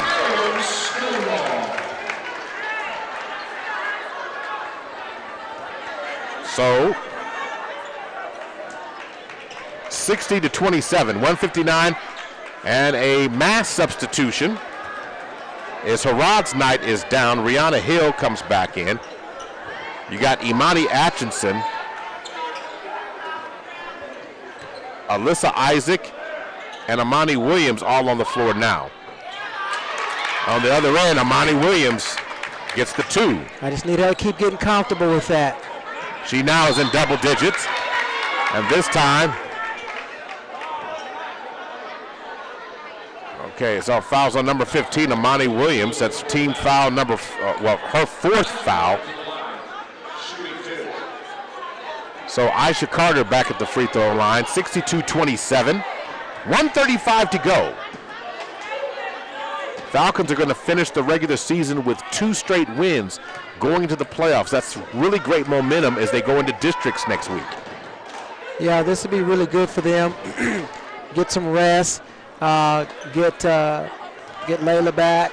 A step closer, yes, yeah. That will definitely increase them as well in their depth, and try to see what they can do in the playoffs. You know. Aisha Carter, I should say, knocks down the free throw. 62-28, Rihanna across the timeline. Dixon back up top to Imani, over to Alyssa. Rihanna pulls up for the short corner jump shot. She can't get it to fall. Rebound by Snowball. 1:17 to go. Shot on the other end. Rebound pulled down by Dixon. Ball ricochets around, is rolling around on the ground. It's going to be a jump ball situation awarded to the Lady Falcons. 62 seconds left in the contest. 62-28. Now this is a veteran crowd, a veteran team. You got 2 sophomores, a junior, and then 2 freshmen.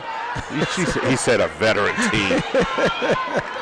And on the other end, it's Dixon. Like thunder, you know? Dixon's going to get called for steps there. This is a young Thunder team here. It's young. It's young. Yeah. So now coming across the timeline, Aja Carter trying to break down the Falcon defense. Carter backs up, throws it cross court over to Snowball. Snowball up to Wiley. Wiley drives inside, dumps it inside. And a nice, easy basket falls for Simone Hall.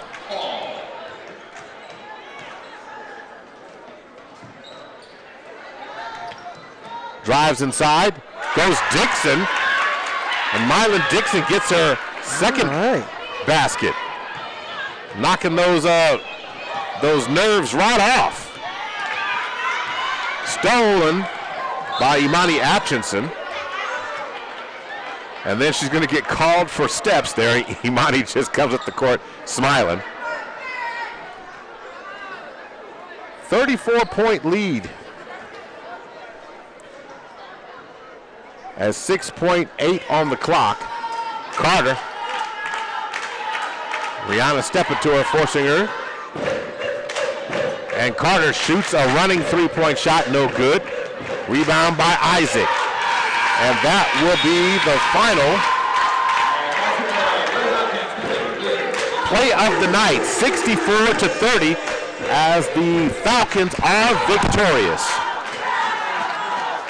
We're going to take a quick break, and we'll come back in just a moment.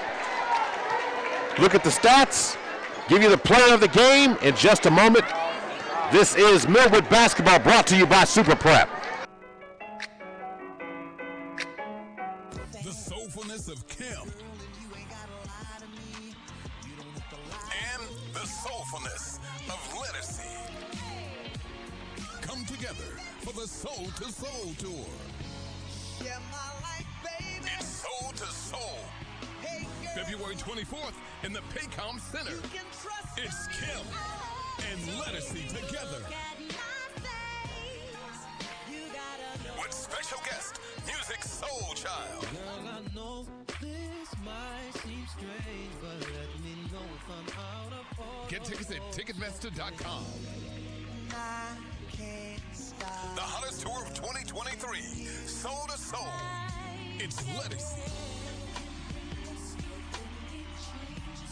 Kim, and special guest, Music Soul Child. February 24th in the Paycom Center.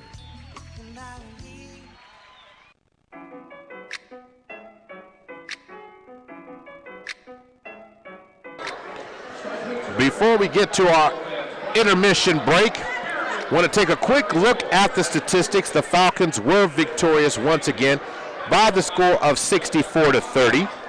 The Falcons outscored Star Spencer 11-8 in the fourth.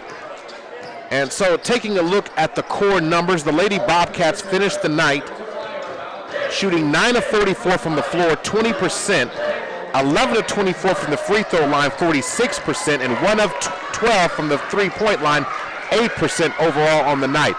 They finished with 25 rebounds, 1 steal, but the Achilles heel is their efficiency tonight because they had 21 turnovers. And that's almost equal to the amount of points they scored in the game, which is 30. And you're not going to win too many games when you turn the ball over that many times. On the other side of things, the Lady Falcons finished the night shooting 26 of 62, 42%, 10 of 21 from the free throw line. That won't win you playoff games. 48%, 2 of 10 from the three-point line, 20%. I'm only happy that shot selection on only 10 three-pointers wasn't higher, Coach, because had it been higher, it would have been a much uglier number. Yeah. As far as the rebounds go, they had 15 offensive rebounds, 26 defensive boards, finishing the night with 41 rebounds on the course of the night. You're talking about 5 blocks, 14 steals. As for the Falcons' turnovers, it's a very respectable 7 turnovers on the night.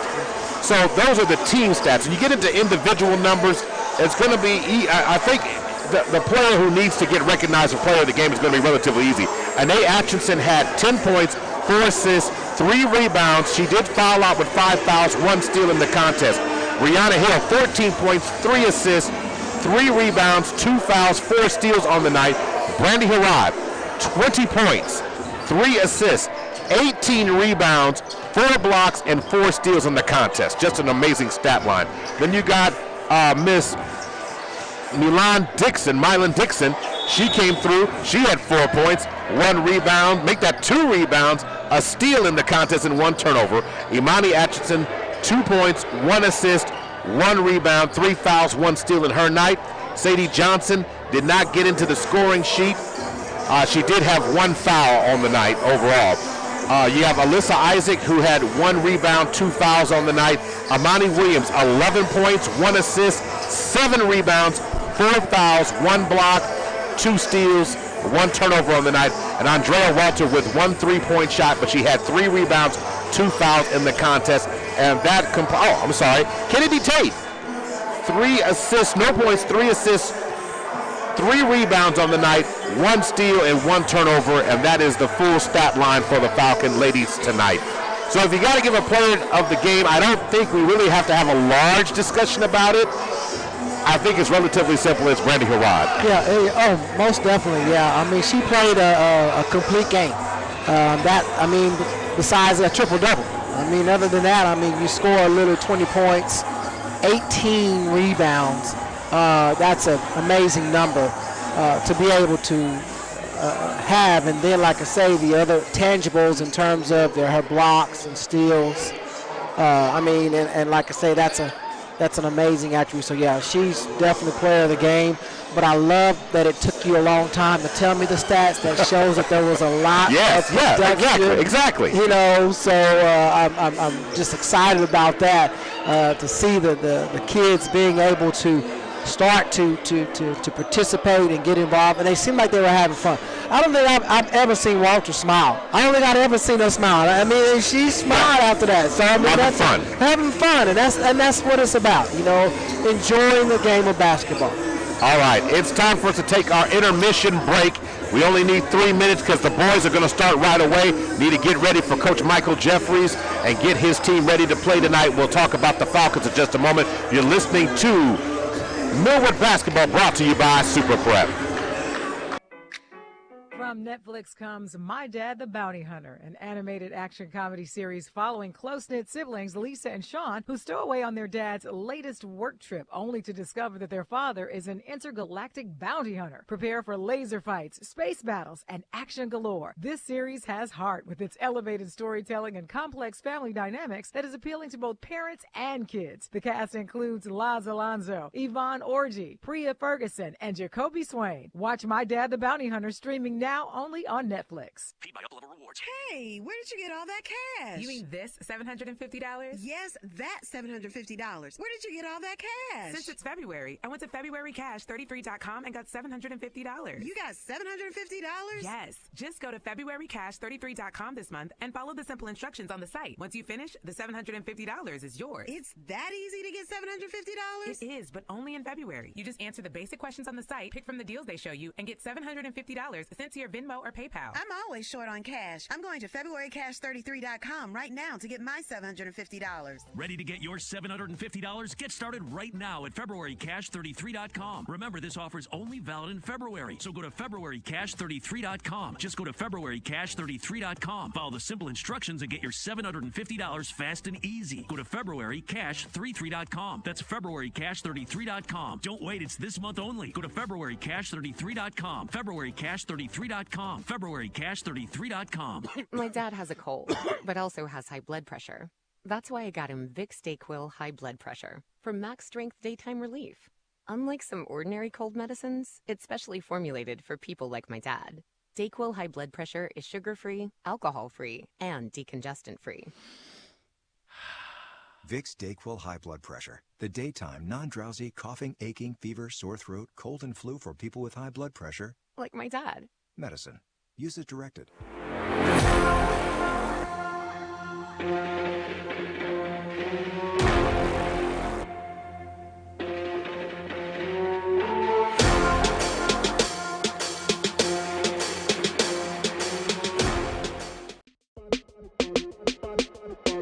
Oklahoma City, I'm Miles Perry, and I want you to tune into my show, Super Prep Live.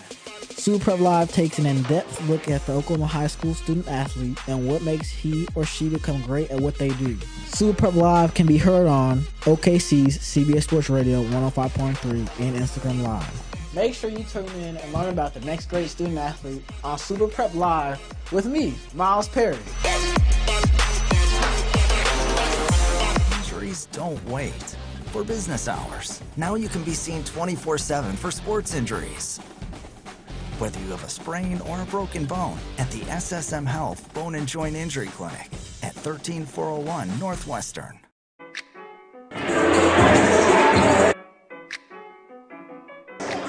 Welcome back to Johnson & Johnson Court in Spencer, America. Maurice Prince, and Director of Operation, also a coach in his own right, A. Shannon Hayes, as we are above getting you ready for the boys game. The boys fell to OCS on Tuesday, 49-45. The boys were shorthanded. They ran out of steam and fresh bodies at the end of the game.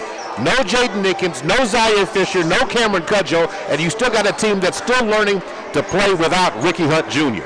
And you got a team that's getting ready to enter the playoffs, and we've seen this team play well in certain situations and play poorly in others, but consistency is what this team is striving for, and Coach Jeffries wants to see a better end of that on the defensive side of the end as they get ready for the playoffs. This team caught fire right before the playoff runs. This is the defending Class 3A champions as the Millwood Falcons, Coach Hayes. I don't have to tell you that, but this team still has a step they can still make getting ready for district play as the playoffs are now here.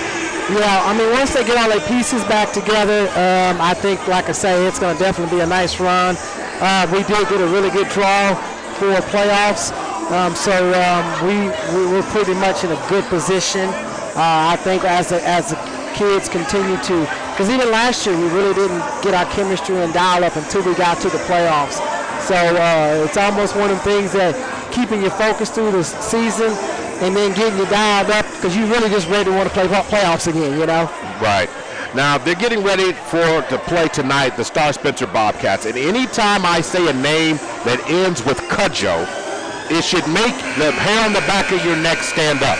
Absolutely. Out of respect for what this family is. And I will always talk about that. And tonight we get to deal with Lance Cudjoe for the Bobcats. He's the head coach. Of course, he's got his brother at John Marshall, and of course, his other brother is at class in the SAS. So you're talking about a family legacy. I always put them out there, but when you say that, you know you're going to get hard. You've battled him, coached against him several times. Yes. What is a staple of a team of his that whenever you take on the Bobcats, despite their record, that they're always going to see when you play a Cudjoe? You're going to see a lot of defensive intensity. I mean, always.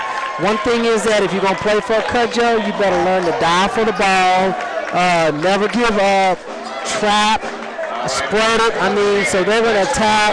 They're going to be very aggressive and try to disrupt our chemistry early and often. You know, we're in Bobcat House, and so they're going to basically make you remember that you were here. No question about that. So we're going to get the starters here for the Bobcats in just a second. Some of them don't even have their warm-ups off. But we'll get you and confirm that. But for the Falcons tonight, you got William Mays. I do believe it's Christopher Clay making the start again, along with Chance Davis, Robert Wilson, and of course, the Lopes, Carlos Strong on the box. Yeah, I don't think Chance Davis is playing tonight.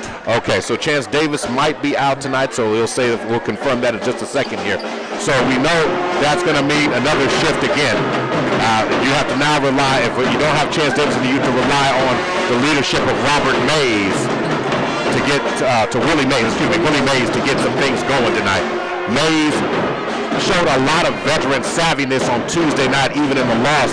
Showed us his his work inside the box, and his ability to still navigate teams by being the spearhead and the leader of the defense. So no Kamarian Crudger tonight, no Jay Mickens tonight, so no Chance Davis tonight. So there's going to be a lot of points to be made out there. But you do get, looks like you get Zaire Fisher back tonight. So it looks like we've got Zaire Fisher, Christopher Clay, Robert Wilson, and Carlos Strong. And it looks like we have a technical foul that's called before the game starts, and it's going to send Gabrielle Butler to the free throw line, and it has to be a jersey issue. I'm sure that's what it is. So looking at how that ends up working, so it has to be one of those type of issues. So nonetheless, missed the first free throw there. Missed the second free throw. Somebody wasn't in the book. Yep. Yeah. So I think that's one of the issues. So you got Zaire with number 24 instead of his normal number of 12. Okay. So I'm just guessing again. I don't have, what that is. So now going to work. So trap in the corner, and the ball's going to be thrown out of bounds. It will be Bobcat ball. And who's on the floor for the Bobcats? Looks like we've got Gabrielle Butler. Kari Owens, steal by Zaire Fisher. And on the other end, ball's pinned up top. Carlos Strong tries to get down there. Going to end up being Bobcat ball. Driving inside, posting up. Contact inside, no foul. They're going to call a jump ball situation. That's a difficult one. Yeah, and like I say, if you haven't noticed, we got some gray uniforms tonight, so pulling out the gray ones. And, like I said, this game is about bragging rights pretty much. I mean, seeding's already been set. We already know we'll probably see them again here in the playoffs in about another week or 2 weeks. You don't want to show your hand a lot when you know you may possibly have to play another team again. So it's going to be curious to see kind of how the night goes. Working the ball around. Zaire has it. Carlos Strong at the high post. Now William Mays has it on the right wing. Inside, ball deflected. It's going to be a steal. Ball working around. Ball fake. Back up top. Goes Reeds. And then a three-point shot by Kaleon Johnson. He's not able to get it to fall. Christopher Clay comes up with the rebound, kicks to the corner. William Mays for three. Mays misses. Strong and Robert Wilson fighting for it, but Robert Wilson finishes. Yeah, real good put back on that offensive rebound. I'm glad that I see Mays doing a lot more shooting, stepping up, being the leader, and I'm really impressed with that. You mentioned that earlier in the broadcast, and that's one of the things I'm proud to see about him. Young man's come a long ways and made that transition, like I say, with Ricky being out. Okay, Robert misses the free throw, so can't close out the three-point play, but the turnover there as number 24, Miles Howell, misses or turns the ball over on that Falcon pressure. So here come William Mays and Fisher, 6:27 to go.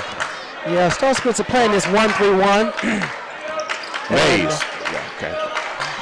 And like I said, just to kind of see what we do with that in terms of, it's a good defense against a team like us. So swinging the ball around, William Mays with a nice bounce pass to Christopher Clay from the corner. He can't get it to fall. Rebound Bobcats. Now getting around goes Butler. Butler swings it and then drives down Main Street. Nobody stops him. So Keandre Reed scores on that one. Nice assist on the play. We're all tied up at 2. Fisher to Los. Los powers his way inside. Can't get it to fall that time. But contact's going to send him to the free throw line. So it's a second team foul against the Bobcats. So Carlos Strong going to the free throw line. Good things happen when Carlos Strong gets 10 points, because normally if he gets 10 points, he normally has about 10 rebounds in the process as well. Yeah, he's very physical, and he has developed that spot in the paint, and he's starting to finish a lot more, and that's been really good as we go into the playoffs, because that's going to probably be a good keep to us. Howell comes out of the game, substitutions in, and that puts Craig in the game. So now, Carlos Strong trying to get one of the two to fall. Back rims that one, going up high, goes Fisher. It's going to cause a jump ball situation. So the jump ball will make it Bobcat basketball. It's going to put the ball as Kaleon Johnson is going to have it. Trap at half court. Bobcats are able to beat it. Ball goes down low. Falcons in a scramble. Ball rolls around, and they're going to say, hold up. I think they got to discuss that one. The officials are going to discuss it, so it's going to remain Bobcat basketball right now. So working the ball around. Back up top to Reeds. Reeds with the elbow jump shot. He can't get it to fall. Bobcat rebound. Bobcats still have it. Butler swings it over to Owens. Owens with the ball fake. Gets it to the corner to Craig. Craig once again has it. Throws it up top. Driving inside Butler. He loses it in the hands of Robert Wilson, who comes up with the steal. Wilson slows down the action, gets it to Zaire Fisher. All tied up with 4:48 to go. Both teams trying to settle in. William Mays tries to get it inbounds to Strong. Going to be a turnover there. And finishing, jumping in the air, Carl Owens with the deep hook, the deep cup. Acrobatic there. I mean, he extended for a minute on that one, so that was a good 2 points. So Mays with 2 turnovers earlier, trying to get the ball inside. Star Spencer, again, well defensively coached. See, that's where you got to do that bounce pass. And that way it makes him have to work to really go over your back to get to it. Christopher Clay has it. Back over to William Mays on the right wing. Mays back up top to Fisher. Over to Clay. Clay drives inside, then kicks it back out to Carlos Strong. Strong gets it back out to Fisher. At the top of the key. Robert Wilson cut it to the basket and scores. Yeah. Nice assist by Zaire Fisher, who saw Robert Wilson flash into the lane and dumps it down low for an easy basket. Falcons tied the game up at 4. Now Kaleon Johnson drives. Robert Wilson comes over the top and blocks the shot. Yeah, this may be his coming out party. He's always had some good flashes of his game, and I think this is a good opportunity for him to be able to step up and really elevate and see where his part is in terms of this playoff run. Kick ball situation, so it will be Bobcat basketball. Kaleon Johnson to inbound it. Gets it in the hands of Carl Owens. Owens over to Reeds. Back up top to Owens. Cross court over to Butler. Butler from the right wing shoots the 3 and drains it. Shot is true. Nice assist on the play. Bobcats extend the lead to 3. Falcons cross the timeline. Carlos Strong trying to give a screen. Zaire Fisher steps into the 3-point shot. The ball goes out on the Fisher 3-point attempt. Yeah, he wasn't here on Tuesday, and so I know he's got to start getting himself back into rhythm as well. And so I think it's kind of early shot in the possession. Yeah, that's right. Yeah. All right. Ball working around. Kaleon Johnson now kicks it back over. Kaleon has it. 5 high right now. Ball's deflected. A 3-point shot attempt is no good. Rebound by Clay. Fisher pushes the ball. Fisher over to Christopher Clay. Back over to William Mays. Over to Fisher. Fisher drives to the baseline. High shot. He's going to get a foul called on Reeds driving inside. Should be team foul number 3. It was a good drive, and that's what, when you're coming off a layoff where you haven't been in a game and getting yourself back in the rhythm, that's probably some of the early shots. We always used to tell the kids, hey, get your layup, get your confidence, get your feet up under you, and then, work your way out, And so that's really one of his strong areas is his attack in the basket. He's really quick, can flash in a minute. Not to sound like a public service announcement, but the one thing the Falcon men's team needs to do a lot of is don't settle. Don't settle for that. Work inside. And Fisher goes 1 of 2 at the free throw line. Ball's thrown ahead. Kaleon Johnson ends up with it. Johnson tries to dump it down low. Falcons rotate on defense. And now trying to recover. Trap at half court. Going to fire it down. Christopher Clay comes up with the errant pass. That's called a steal. It's going to throw to the corner. Robert Wilson for 3. Robert gets his own rebound, drives inside again and scores. I'm not sure I like the first shot by Robert Wilson, but I like the second one as he got his own rebound, created his own angle to the lane, and scored the basket. Yeah, I think that's some good physicality on his part. We got a warning. I'm not sure why we got it, but was it a delay of game warning? Delay of game warning, I guess, is what we got. All right, now going to work. Owens over to Craig.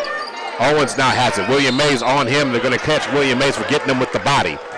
And again, the problem with that foul by William Mays is he's got that foul, which is basically 45 feet away from the lane. I mean, it was one thing if he was driving, but you're getting it while he's standing on the Bobcat logo.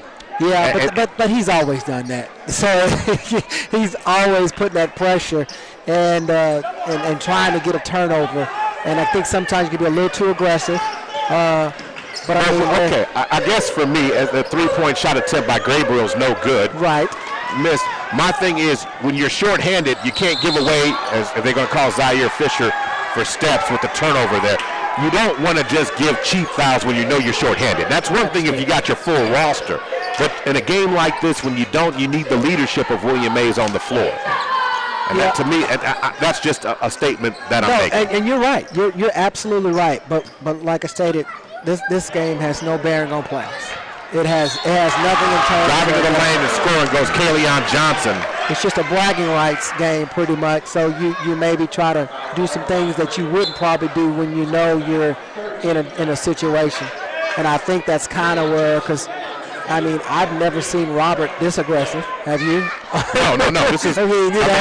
He's stepping up. There's no question about it. He's stepping up. I mean, and so I think they're trying to also match the intensity that the Bobcats are doing right now, because I mean they're very aggressive on their defense as well. Which that's Lance Cudjoe's. That's his MO. Yes. So well coached, well oriented. It doesn't matter with the record. He's trying to go 1-0 tonight. Yes. So that's something that he's going to try and do. So here comes Zaire Fisher. Falcons still with their going to have a substitution into the game now, as we've got Khalil Williams getting some action, and he comes in applying a breather, looks like, to Christopher Clay. Shot by Carlos Strong, and he can't corral it, and it's going to go out of bounds.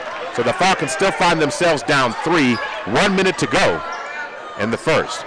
So you got Khalil Williams, Zaire Fisher, Robert Wilson, William Mays, and Carlos Strong on the floor right now. Across the timeline goes Butler. Butler finds a crease, drives inside, ball's knocked loose, and it's going to remain Bobcat basketball. 49 seconds to go. Yeah, good defense, good intensive defense. Let's just running one-handed push shot by Kaleon Johnson is no good. Rebound by that one by Williams. He mishandles the ball. It's knocked loose, and it's going to say it's Bobcat ball. They're going to catch Robert Wilson with the cheapie there. Yeah, that's one of them fouls that and he knows it. He knows it. That's when he should not have tried to be so aggressive on it. So again, team foul number 4. This will be Bobcat ball substitution now in the game. You got Derwin Loggins in the game, along with Gabriel Butler, along with Corleone Anderson. And now getting some action is Trayvon Butler in the game along with Kaleon Johnson. So a three-point shot attempt is no good by Gabriel. Rebound by William Mays on that play. Be a turnover by Mays on the other end on the Bobcat steal. And then trying to get it inside and getting the shot blocked. That time is Trayvon Butler. And as time expires at the end of the first, the Bobcats are up top 10-7. Time for us to take a break. We'll be back in just a minute. You're listening to Millwood Falcon Basketball, brought to you by Super Prep.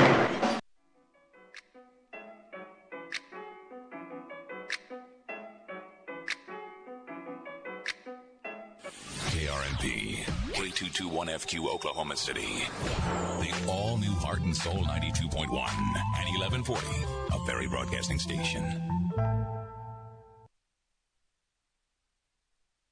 The IRS is the most powerful collection agency on earth. And if you owe back taxes, the news isn't good. The IRS is raising the interest rate it charges on unpaid taxes, and further rate hikes are expected. Most people don't know it, but the IRS adds interest charges on your tax debt daily. So if you owe the IRS today, you will owe even more tomorrow. And it doesn't stop until you get right with the IRS. The good news is, getting right can start with one phone call to Optima Tax Relief, America's #1 tax relief firm. Optima's tax professionals specialize in the Fresh Start Initiative, a powerful IRS program that can save you thousands if you qualify. In fact, the experts at Optima Tax have resolved over $1 billion in tax debt for their clients. Call now for a free consultation. Call 800-279-6822. 800-279-6822. 800-279-6822. Optima Tax Relief. Some restrictions apply. For complete details, please visit OptimaTaxRelief.com. All right, we are back to start the second period. Looking at a little bit of the activity here. The Bobcats shot 4 of 12 in the first for 33%, 1 of 3 from the free throw line, 1 of 5 from the three-point line, 20%. The Falcons on the other side did not knock down the three-point shot. They were 0 of 3, 3 of 6 from the floor, 50%, 1 of 5 from the free throw line. Falcons are not getting a whole lot of shot attempts thus far. We'll see what they do here to start this in the second here. Khalil Williams is back out and Christopher Clay is back in. Carlos Strong gets to the inside. Nice inbound pass.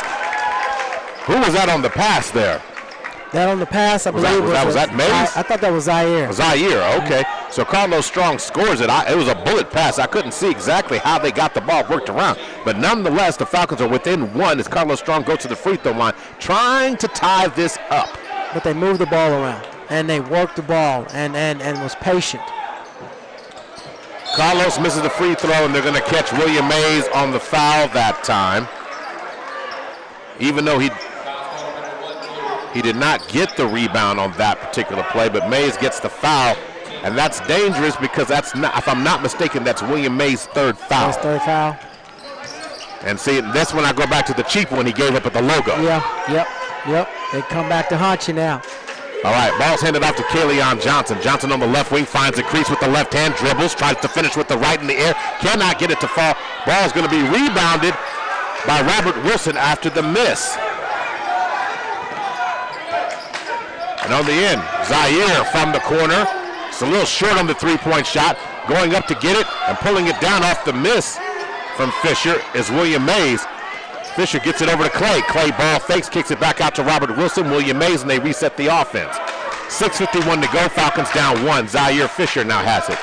Cross court back over to Mays on the left side of the court. Robert Wilson has it. Back up top to Fisher.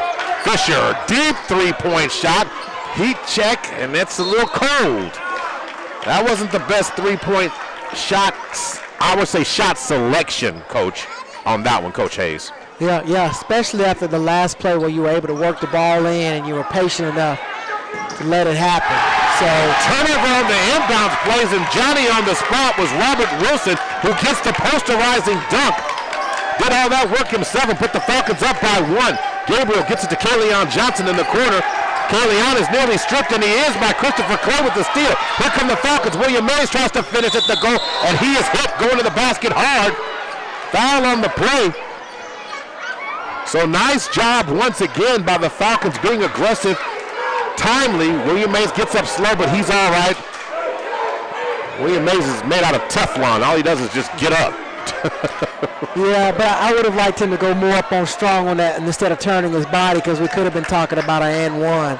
You know, I mean, he went up out of control and could have hurt himself. Again, don't need to make the highlight. No. Sometimes the simple play is the best play. Yeah, and that is team foul number 5 for the Bobcats. Mays can't get the free throw to fall.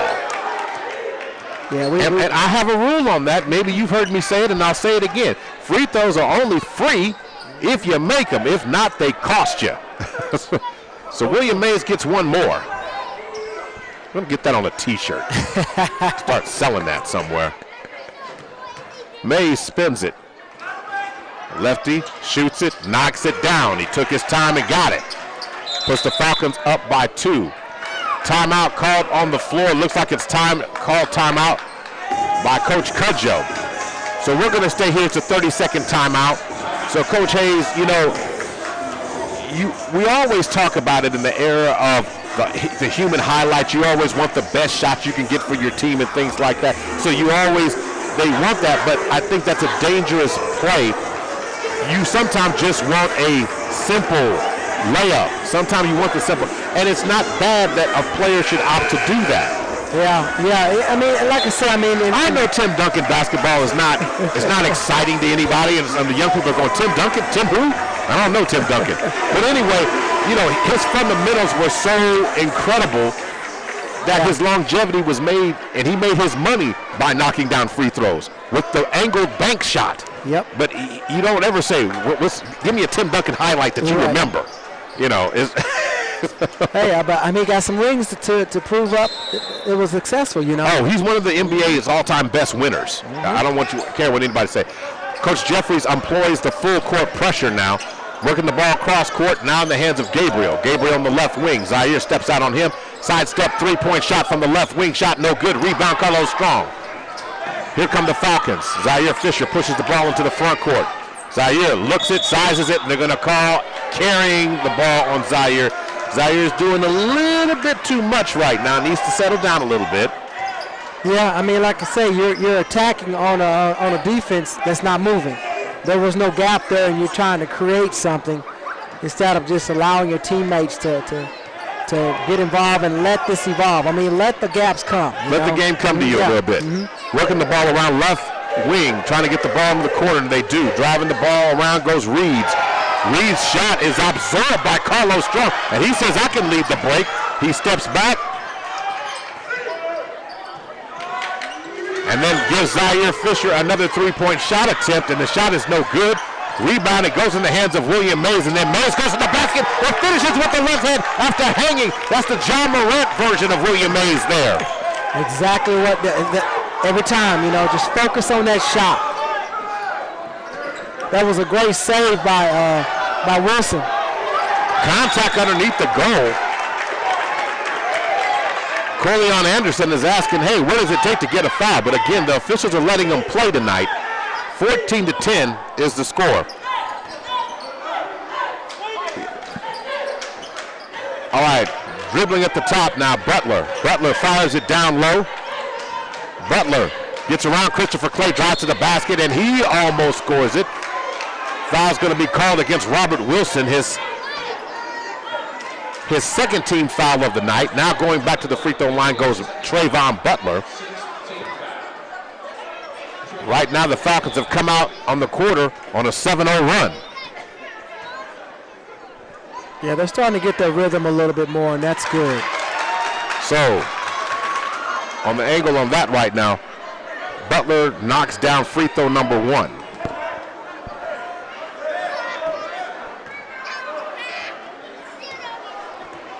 He spins it, shot is up, and he knocks it down. Good form on that shot. 2-point game, 5:02 to go. Coach Jeffries tells William Mays what he wants to run offensively. Carlos Strong is now set up at the high post. Cut into the basket goes William Mays. Cannot finish the bunny. Scramble as the ball's down on the ground. Jump ball situation. Zaire threw it on a string down to William Mays. Wasn't able to get it to fall. But it will be Bobcat basketball. I mean, I know I've been critical of the shot selection early on Zaire, but Coach Hayes, that pass, that was a thing of beauty. Man, it was. And that's why, like I say, he sees the floor and let the game come to him. I mean, that was an amazing backdoor. Kaleon Johnson now has it. Reeds has it on the left wing now. Reed kicks it to the corner. Trying to find some space to operate goes Trayvon Butler back up top to Gabriel. Gabriel Butler, I should say, to the corner. And then did he step out of bounds? Reed stepped on the inline. It's a Bobcat turnover. Falcon basketball. William Mays inbounds to Fisher. Gives it back to Mays. 4:13 to go. 2-point game. The foul situation. 16 fouls for the Falcons. 5 team fouls for the Bobcats. Christopher Clay now has it standing on the Bobcat logo over to William Mays. Robert Wilson in the corner. Throws it back up top. Reset. Fisher almost loses it. Able to maintain off the pass. Backs it out. Gets it over to Clay. Clay steps it to a left wing 3-point shot. Around and down it goes. He gets an extra point for the rim. String music off the Zaire Fisher pass. Kicks it to the corner. Trayvon Butler. 3-point shot. And that was not a good one, as William Mays just picked up foul number 4, if I'm not mistaken. And that's going to bring Chance Davis to the scorer's table. But that's going to be shooting three at the free throw line is Trayvon Butler. He front rims that one no good. So Chance Davis does come in the game for William Mays, who unfortunately will be down for a while with his 4 fouls. Yeah, and you want him to finish this game. This is his last regular season game, you know, and so you hope he wants to be able to go out like he would like to, and so he's pretty much done until the second half. But 3:35, Chance Davis didn't even know if he was going to play tonight, and here he comes. So that's definitely some added spark for offensive wise for sure. All right. So Trayvon Butler has gone 0 for 2. Make that 0 for 3. He front rimmed all of them. He missed it, but they get the Bobcats get the rebound and then score it. Picking up the loose change on that one was Kari Owens. 3:23 to go. 17-14. Cross court over to Chance Davis. Davis over to Robert Wilson. Carlos Strong now has it on the blocks. Over to Robert. Cross court over to Davis, who's standing now on the logo with 3 on the clock. And Zaire fires up a 3 from the right wing. Standing right in front of the star bench. Knocks it down. Assist by Chance Bubba Davis. Steal by Christopher Clay. And on the other end, Zaire Fisher's shot is blocked. But Clay gets the rebound.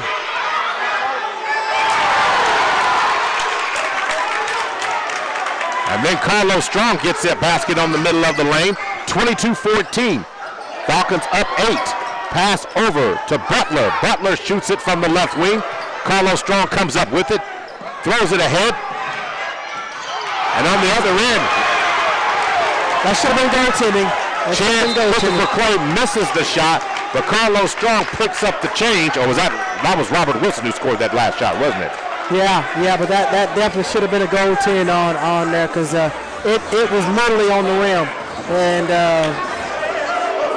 but we don't have instant replay, so 24-14.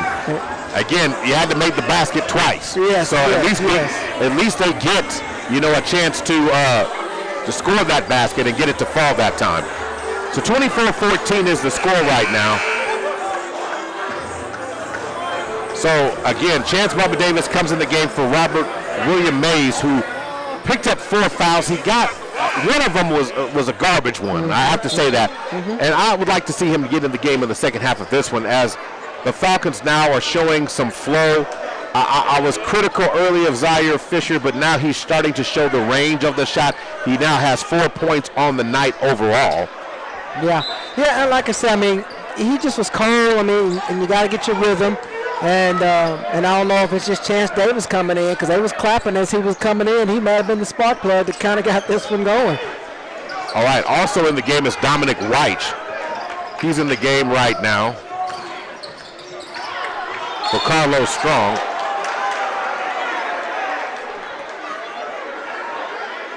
So the foul is going to be called on Christopher Clay there. Team foul number 8, so back to the free throw line, 1-1. So we got Gabriel Butler.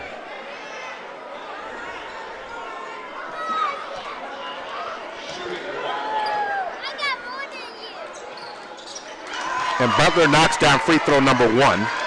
24-15, 1:58 to go. And this is kind of a picture of what we're going to see next year here. You know, with Carlos and Mays gone, this is pretty much the 5 that's going to be there next year that we're going to kind of look at. So this is a good opportunity to see how they work.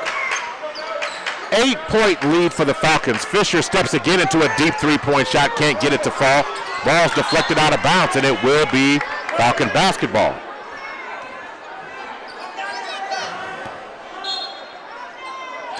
So Chance Davis to inbound it. Robert Wilson now has it. Fisher over to Chance Davis. Chance Davis turns and fires a 3. Going to be short. Rebound. Trying to get pulled down by Dominic White, and it does. He gets it to Robert Wilson, who gets it to Clay. Clay ball fakes. Kicks it to Fisher. Fisher inside. In the lane. Drawing contact. Is going to get fouled. I like his intensity.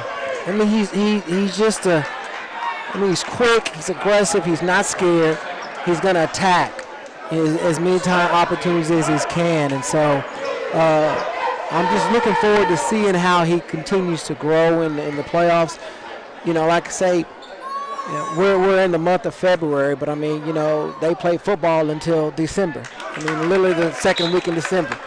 So coming off a football field and getting into your rhythm into a basketball, I think he's almost there. You know, and I think we're going to see a lot more amazing things from him as we transition to the playoffs. Fisher knocks down free throw number 1. He gets one more. 1:27 to go on the clock. Fisher knocks down second free throw. So 26-16, it is officially a 10-point lead. Now working it around. Butler over to Craig. And they're going to catch Robert Wilson. And again, he put his hand in the cookie jar. And Robert Wilson just picked up foul number 3. And again, that foul above the circle is not the smartest foul to get. Robert Wilson's foul should all be inside the painted area. Yeah, everything is not fast-paced. Everything's not a quick steal. You got to learn to play old-fashioned defense. And sometimes that seems to be the situation where they're trying to get a steal and be able to get a transition or bucket.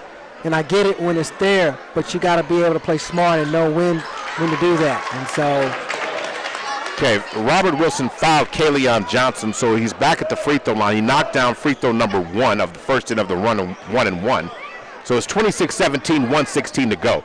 Second shot by Johnson is no good. Rebound pulled down by Dominic White. Zaire over to Chance Davis, who's yet to get in the scoring column. I'm sure that will change here very, very soon. Trust me on that one, I tell you. So Fisher into White. White back up top to Chance Davis, over to Christopher Clay. White throws it back over. Chance Davis, ball fakes, shoots it, and knocks it down above the circle. You spoke it to existence there, Mo. Every once in a while I can do that. You had your crystal ball with you tonight? It's going to be an offensive foul as Owens went in the air trying to dump it off, but he knocks down a willing taking the charge, Carlos Strong. Zaire Fisher. So team foul number 7. Fisher comes out of the game, and that gives way for Khalil Williams to return. 41 seconds to go. Chance Davis. Yeah, they didn't start the clock. So now going to work. So they're going to reset. Start it back at the baseline, or you got to run some time off. So now the officials are conversing right now. So he's telling them to take the clock down a little bit.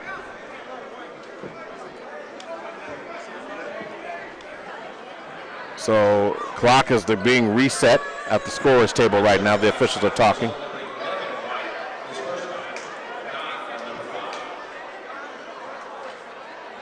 So it will be 44.6 seconds to go as they've reset the clock now. Huh? They went up? Yeah, they went up. So now here we go. Christopher Clay. Not Christopher Clay, I'm sorry. Chance Davis now has it. Christopher Clay now does have it on the right wing. Cross court over to Khalil Williams. Back over to Chance Davis. And again, the Falcons are throwing it across court. The Bobcats are coming out of their stance. Dominic White now has it in the corner. Follows across court over to Christopher Clay. Back up top. 19 seconds on the clock. Chance Davis throws it to the corner. Dominic White steps into a three-point shot. He can't get it to fall. Back. Saved by Christopher Clay. Carlos Strong trying to fall underneath the goal. And the big man doing work on the box and gets it to fall. Dominic White misses the three. Got to give it to Christopher Clay, who eventually got the ball in the hands of Carlos Strong, who missed his initial shot, got his own rebound, and then scored it. 31-17 at the end of the first half. Time for us to take a break. We're officially at halftime. We will be back in just a moment, and we are going to break down first half statistics. You're listening to Millwood Basketball, brought to you by Super Prep.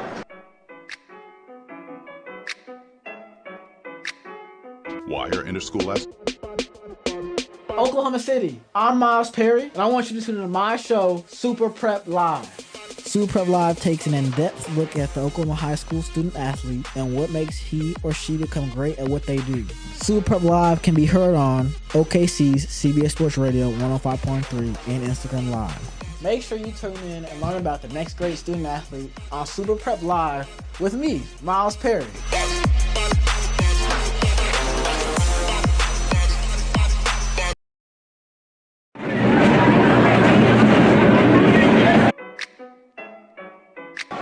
We are officially at halftime, 31-17.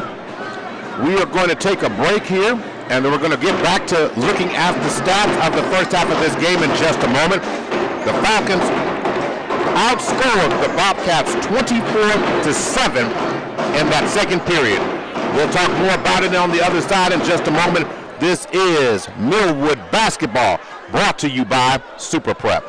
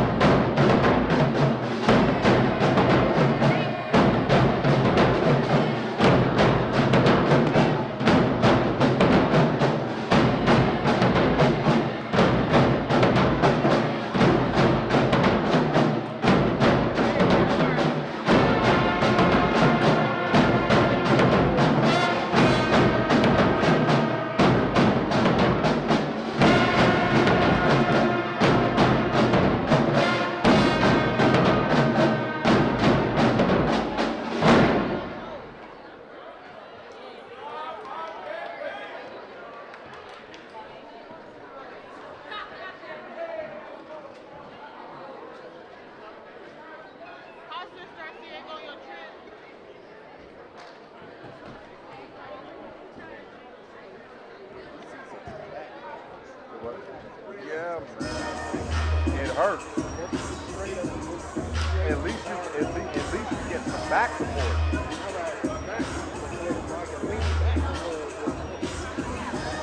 Man, killing my booty.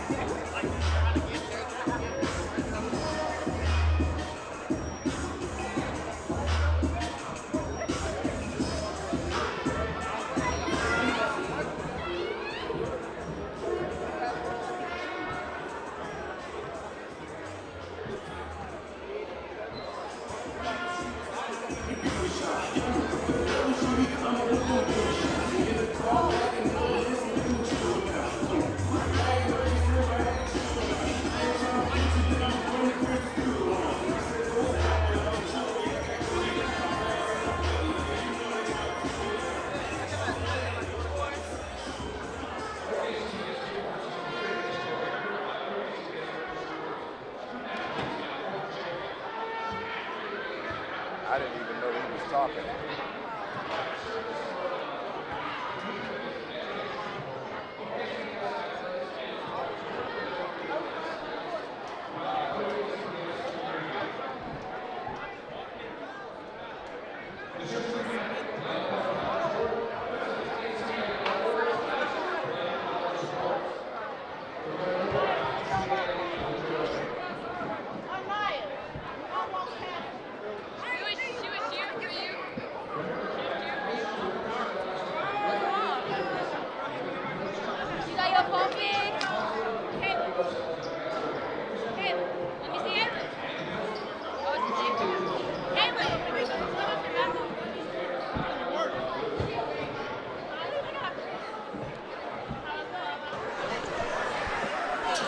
And we are back. Welcome back to the Falcon Halftime Report, sponsored by Super Prep. In the first half of this one, we had the Falcons shot let me make sure I get this right. They shot 12 of 25 from the floor, 48%, which is not really half bad. 3 of 13 from three-point line, 23% the Falcons shot. They had 5 assists, 19 rebounds in this contest, 4 blocks, 5 steals, and 5 team turnovers. The Falcons were led in the first half by Robert Wilson, who had 10 points, 3 rebounds, 3 fouls, unfortunately, and 1 block. Carlos Strong, 6 points, 4 rebounds, and 2 blocks. And the other 2 Falcons in the scoring column, actually 3 of them, Zaire Fisher with 6 points, 3 assists, 2 rebounds overall in the night, 1 steal and 2 turnovers. Christopher Clay, 3 steals from Christopher Clay, 4 rebounds and 3 assists. 3 points and 1 assist. That's an impressive line for Christopher Clay. And as far as William Mays, 3 points, 3 rebounds, 4 fouls, and unfortunately 3 turnovers for William Mays. But the Falcons still lead 31-17.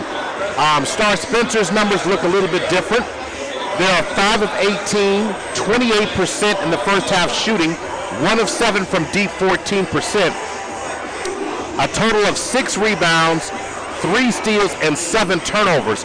So the statistic that really stands out more than anything else is really the 3-point shooting. The Falcons haven't necessarily just been blowing things out of the water, Coach Hayes, but they've done enough. But that 2-point percentage of 48%, you're basically shooting nearly 50% from the floor. That's impressive. So that's really why the lead is what it is. But that run the Falcons went on in that second period, the Falcons outscored them 24-7 in the second period. So the offense really got rolling. What stands out to you from that first half of play by the Falcons? Well, they finally started up. It's almost like the same thing that the girls went through. You had 3 or 4 starters that are not used to starting. So there's no chemistry, so they're getting to learn each other. I like Robert stepping up, being more aggressive. Then I saw Zaire finally get comfortable in his role and be able to do some great passing, a couple of 3-point shots, and then for some reason, I guess when Chance Davis came in, everything just turned up. You know what I mean? And so he comes in, and it's just like he elevates the game on everybody. He doesn't like the 24 or the 25-foot 3-point shot. He's got to have the 27. Yeah. If he's 2 feet behind behind the arc, That's like his money shot. I mean, in the last game he played, he had more threes than he had twos, and that doesn't surprise anybody this day. It's the efficiency. He was like 20% from twos, but yet he was like 46% from three. I mean, it was just ridiculous how he was able to get that shot to fall overall. But now, ready to start the second half, and the number one thing that always comes out to me after halftime is you got to have intensity. You got to come back with that same energy that got you the game, and you got to be focused. Yeah, this third quarter is going to be key. Like I say, the girls came out and had 29 points in a quarter, so it's going to be good to see what adjustments Star Spencer's made, what adjustments we make to continue to sustain this lead as well as to continue to spread it out. All right, William Mays comes back in the game. So you got the original starters on the floor right now. You got Robert Wilson, Carlos Strong, Christopher Clay, and Zaire Fisher on the floor right now. Those are your Falcon starters in the second half. Christopher Clay looked at the three, and he said, "You're going to give it to me? All right, I'll take it. You don't think I'll make it? Watch me." And I think that's pretty much Star Spencer's MO, is to try to force that. Thinking, we don't have Nick Inns, but now we got Davis, and Zaire stepping up, and even a youngster, Christopher. I mean, he's doing well, and what's going to do is going to help them come out of that 3-2, that 2-3 defense that they have with the 1-3-1 that they've been running too. So Robert Wilson picks up his fourth foul. So short action in the third. And I say to you, your fouls are precious. Yes. So you just don't give them away. Now, again, this is a game that you said to the Falcons really all overall doesn't matter. But in district play, and you start getting to area, regional, and then area, you've got to be smart about the play because it can affect a matchup that you can take advantage of. Yeah, and like I say, it's going to be a good teaching film. Taking it and letting the kids know, hey, these are the things that we see. This is what you got to work on. You got to play smarter. And that's going to be the thing, is that a lot of the teams that we'll see in 3A will basically, they're going to try to outwit us because they know that our athleticism is pretty much a strong key of us. And so they're going to turn around and try to be able to outsmart us and get us in foul trouble and things like that. Reeds drives to the basket. He can't finish, but they get the rebound on the other end and then score the two, 34-21, and Coach Jeffries instantly says timeout. Again, the Falcon defense did not come up with the intensity, and it's a change in personnel. And again, one thing I will constantly tell you about a Coach Cudjoe team, you said it in pregame, they do not quit. If you quit, you will be sitting on the bench. Exactly. You got to give 120%. And like I say, I mean, he's teaching these boys, which he's always done, is basically you fight hard until it's 0-0. That's when the game's over. That's when we stop. And, that intensity has always been in the style of play he's had. Even that championship year when they won, they were a very aggressive team, and that style is still there. And so these young men are saying, hey, look, I still got 2 quarters. We still got a lot of time left in this game. And they've come out and made some adjustments, and we're kind of, falling into their hands right now. 34-21, so officially it is a 13-point lead. Chance Davis is in the game now, if you didn't hear me announce it, for Robert Wilson. And Chance Davis, I'm going to ask a question that I asked early on in the season. Zaire Fisher drives inside, dumps it down low. Carlos Strong ends up picking up the loose change. Ball's rolling around on the ground. Ball still rolling around on the ground, and finally ends up in the hands of Gabriel.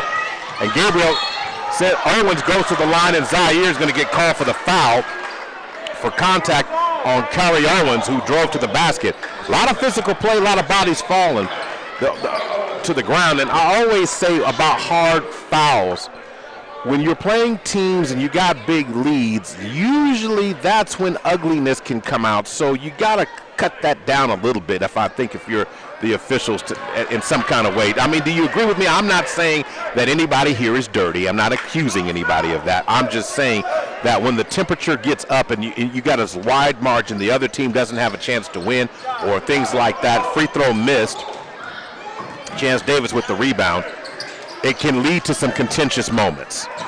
Yeah, you definitely can that. But the thing about it is that, we're not making good choices right now. They've turned up their defense even more, and we haven't matched it. Bounce pass in. Christopher Clay dumps it. He's going to end up stepping on the end line. Turnover. And the Bobcats are just trying to get it down under 10 and put the pressure on the Falcons. If they cut this lead in half, it's going to be a whole different fourth quarter. Working the ball around. Basketball is a game of runs. Don't think won't happen, just blink. Working the ball around. Butler drives inside, gets an easy basket as he gets around the Olay defense on that play by the Falcon defense. And Coach Jeffries does not like what he's seeing on the defensive end as the lead's cut down to 11. Yeah, and like I say, that foul from Robert Wilson is hurting his team now. And so we can see that. His length, as well as his defense and everything. I mean, he's just he's showing that he's a pretty good asset when he's on the floor and that he could be able to help there. So they're trying to make adjustments, and they need to make them quick, or it's like I say, this lead is dwindling down little by little.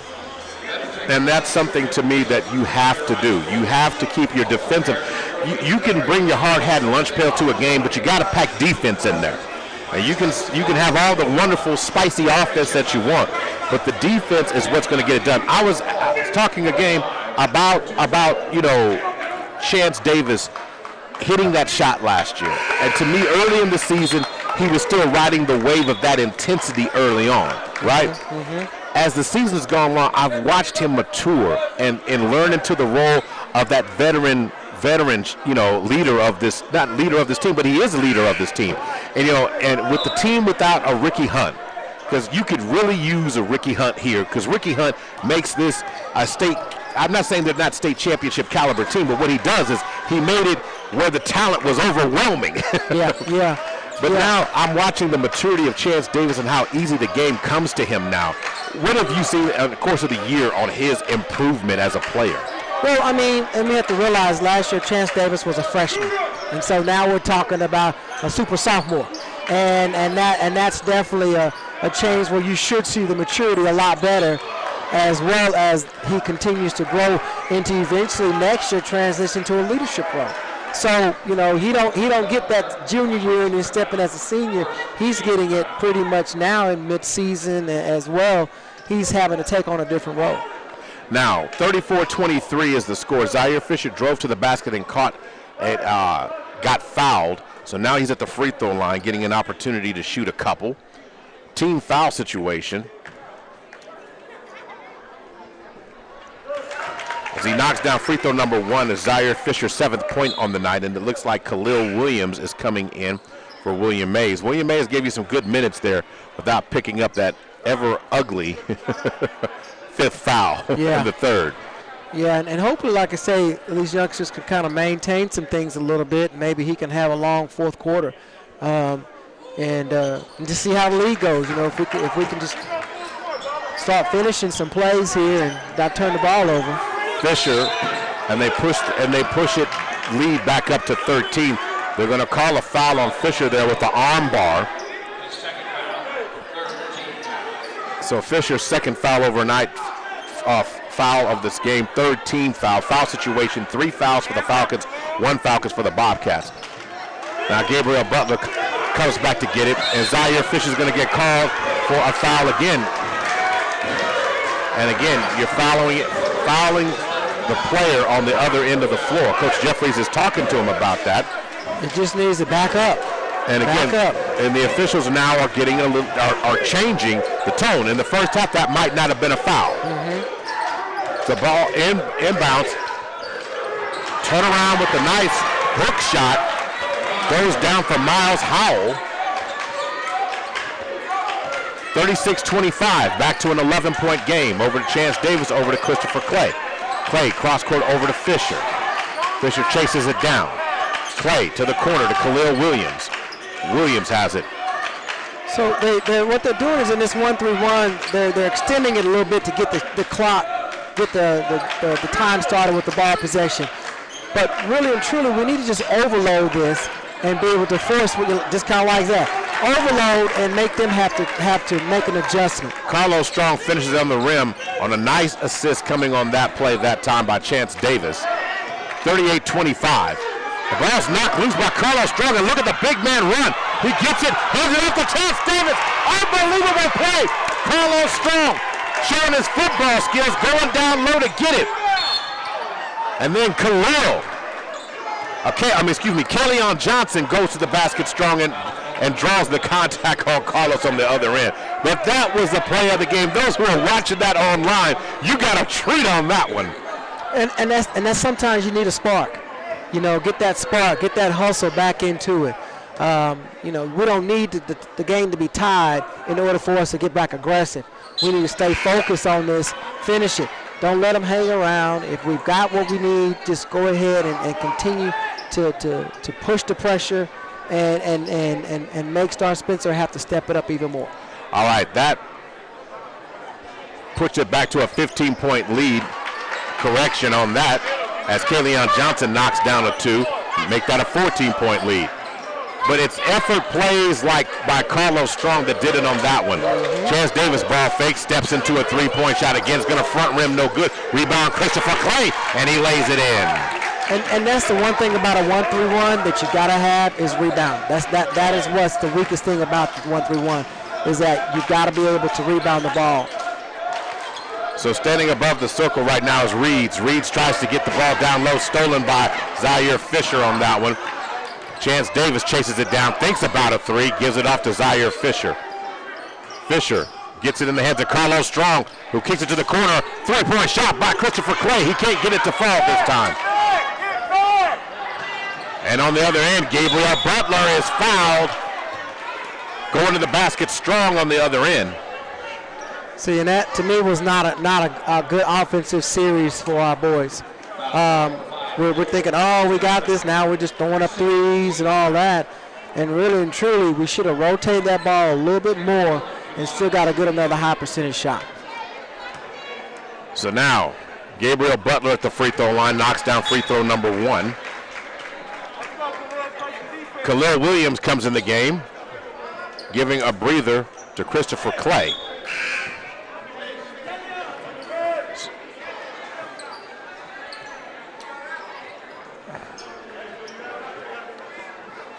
So on the floor right now, you got William Mays, Khalil Williams,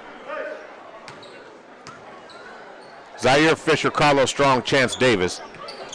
And the second shot is true for Gabriel Butler.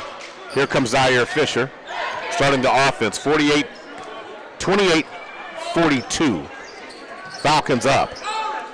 Zaire Fisher has it, fires it in the high post to William Mays. Zaire Fisher goes with the runner. Rebound pulled down strongly by Craig, and then going to catch Chance Davis with the foul. That's not on Chance. The foul's going to be on Reeds. Yeah, good hustle by Davis, anticipating that pass that was coming back, and he stepped right in front. And number 5, he had to basically stop a layup. Okay, Robert Wilson returns to the game as Carlos Strong gets a breather. Shot by Williams, he can't get it to fall, but Zaire Fisher goes back up and draws contact, and will go back to the free throw line shooting 2. Little man has no fear. I mean, he said, I'm taking it up. I'm either getting fouled or I'm making this basket. Yeah.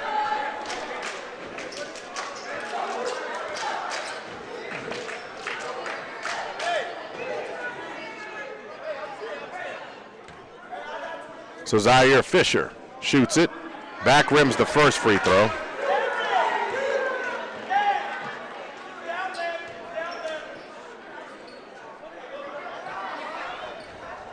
.157 to go in the third. 42-28 is the score. Maurice Prince and Director of Operations, also a coach, A. Shannon Hayes, on the call with me tonight. Fisher knocks down free throw number 2. Yeah, and that's something we definitely going to have to get better as our free throws as we get into playoffs. Yeah, tonight on the night, the Falcons overall are 7 of 14, 50%. Shot by Owens is no good on that play. Rebound on the other end by Wilson. Chance Davis now has it on the right wing, fires it cross court over to Zaire Fisher on the left. Zaire back up top. Chance Robert has it on the right wing. Chance Davis has it.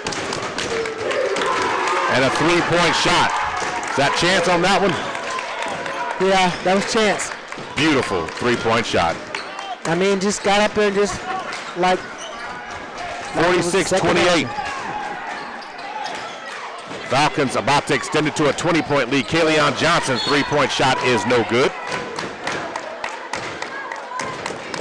I think that's William Mays. Is that his fifth foul? If they call it a foul. I don't believe we had a call, or they're going to say out of bounds. No, that's it. So it's a 17 foul. They call on William Mays. He said number 1. But I guess he don't have 5 fouls. Okay, that's very possible. That's a good thing then, you know? Well, we're going to find out here real quick. She didn't hit up foul. I think she said 3 or 4. So the free throw attempt by Reeds is no good. Rebound pulled down that time by Zaire Fisher. 46-28. I'm not above it a mistake. It's all right. But beside that, I don't want William Mays to come out the game. So let him stay in. Exactly. Chance Davis for 3 from the corner. Shot no good by Davis this time. Rebound by the Bobcats. And driving into the lane. Offensive foul by Owens that time. Yeah, I think the referee on that side was about to call a blocking foul over here. Yes, and he's getting the very popular Cudjoe stare. Yeah.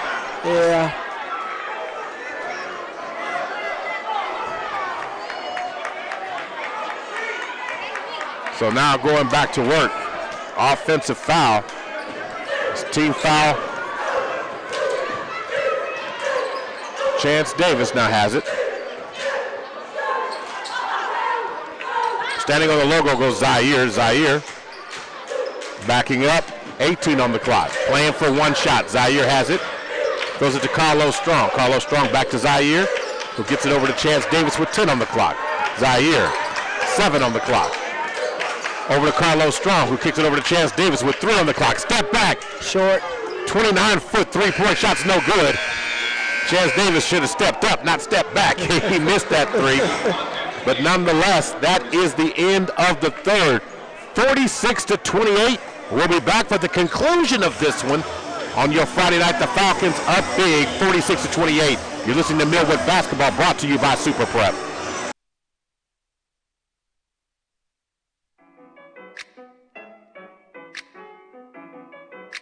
Love's Travel Stops and Country Stores and Perry Publishing and Broadcasting are proud to present the Student of the Month Award. This month's winner is Imaya Self, a senior at Moore High School. Imaya will receive recognition in the Black Chronicle newspaper and on Heart and Soul 92.1 and 1140, as well as on Power 103.5. Imaya Self will also receive a $150 gift card and qualifies for the Student of the Year $10,000 scholarship prize. Congratulations to Imaya Self, a senior at Moore High School, for being selected as Student of the Month. And we are back getting you set for the 4th period. In the second half of this game, Coach Hayes, it's interesting enough. The Bobcats shot 4 of 7 in the 3rd period, 57%. Did not make a 3-point shot. 3 of 5 from the free throw line, 60%. But they scored 11 points, had 3 rebounds in that quarter, in that period. The Falcons, on the other hand, shot 5 of 11 from the floor, 45%. 2 of 6 from the 3-point line, 33%, not bad. 3 of 4 from the free throw line, scoring 15 points, 3 assists, 6 rebounds, and 2 steals in the quarter. I mean, to me, the Falcons, even though the scoring was only outscored them by 4 when it's all said and done, it's how the Falcons are getting their points. And it continues to be, even though we saw a lapse down on the defense, the offense really carried them overall in that 3rd period. Yeah, it did. Like I said, with the top scorer out in foul trouble, with Robert. And so Chance Davis, he stepped up, not only his offense but his defense as well. And so. Oh, by the way, Chance Davis, to just validate that you watching the game correctly, he had 8. 5 in the third, but 8 in the game because you know he had a 3 before the end of the first half. So Owens for 3. Can't get that shot to fall. Going up high and pulling down the rebound is Zaire Fisher. Following a bullet pass on the other end, Carlos Strong. Can't get it to fall. Robert Wilson going up high to get it. Pulled down that time by Craig.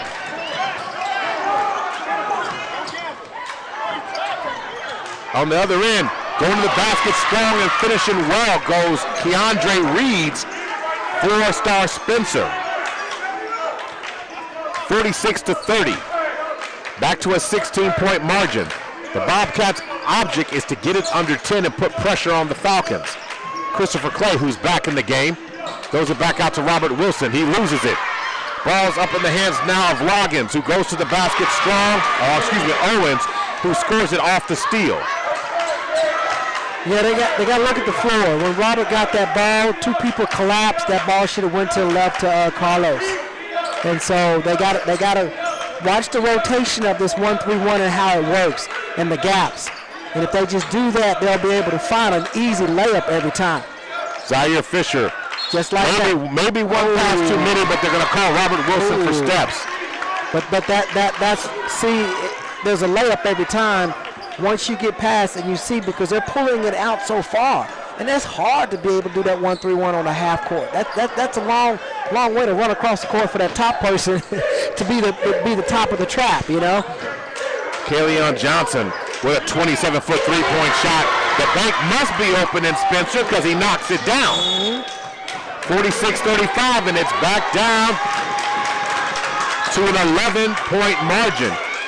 And Coach Jeffries is asking everybody about their rotation. Again, the defense has got to be what you have to close out the game. You cannot rely on offense always. This is basketball. Some shots go in, some shots don't. It's just a matter of, can you figure it out and know that your defense has to anchor things as we get down the stretch of this game. Yeah, I mean, like I say, they got to still play like the score is 0-0. You can't say, oh, we're up 18, they're giving up. That's not a Cudjoe team. I mean, this ain't Cudjoe's first year. I mean, let's realize that. I mean, they're going to continue to fight and fight hard. And so it's like you got to continue to be smart. Be smart on offense. Make sure you got your rotations on defense. Block out, rebound the ball, move the ball up. You take quick shots, you keeping them in the game, you know. We have the lead. We're not in a hurry anymore, you know. Exactly. So now getting back to live action, under 6 to play now. Falcons up 11. Fisher's going to fire another bullet pass down low, working the ball around. Fisher now has it dumped out. Robert Wilson gets it back, and Wilson's going to be called for steps again. Unbeknownst to him, he doesn't like the call. So working the ball around. Falcons extend pressure. Zaire using his quarterback skills to get the steal that time. On the other end, Wilson cannot finish at the rim. The Bobcats have it again, and Kaleon Johnson goes to the basket strong, and Robert Wilson, is he going to get called for the foul? Yep, 21. So Robert Wilson's going to get called for the foul. That's 5. So that's 5 fouls on Robert Wilson. Or maybe is it not? Maybe not. She ain't saying nothing.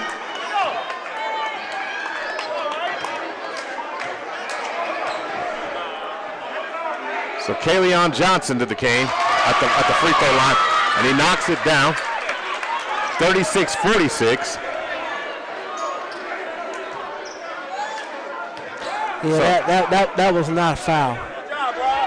Okay. That was not a foul. Well, somehow Kaleon Johnson got to the free throw line. I'm not going to say by what means, but it's finally back down to a 9-point game. Chance Davis now has it back up top to Zaire Fisher, who gets it in the hands of Robert Wilson over to Christopher Clay. Clay trapped in the corner, gets it to Robert Wilson, who dumps it back out to Zaire Fisher. Fisher gets around, drives into the lane, and is going to get called for traveling inside. Yeah.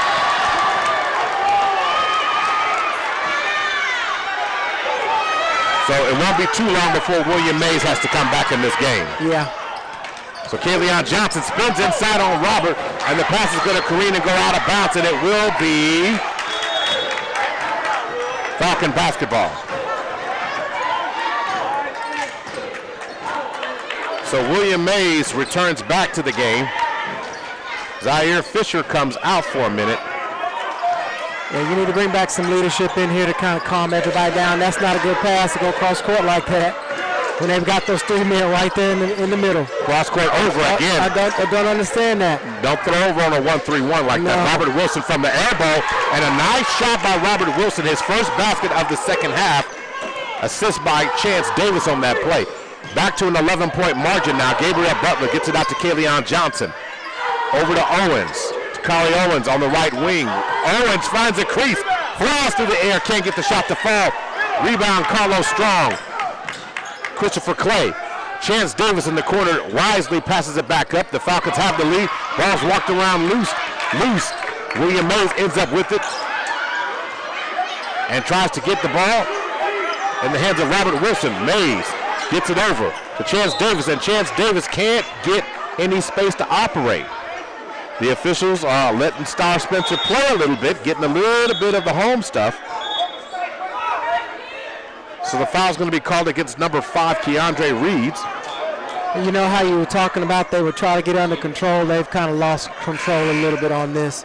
And they got to get it back under control because you don't want anybody to get nobody hurt. And, I mean, this is going to be an intensive game. It's a rivalry game, and so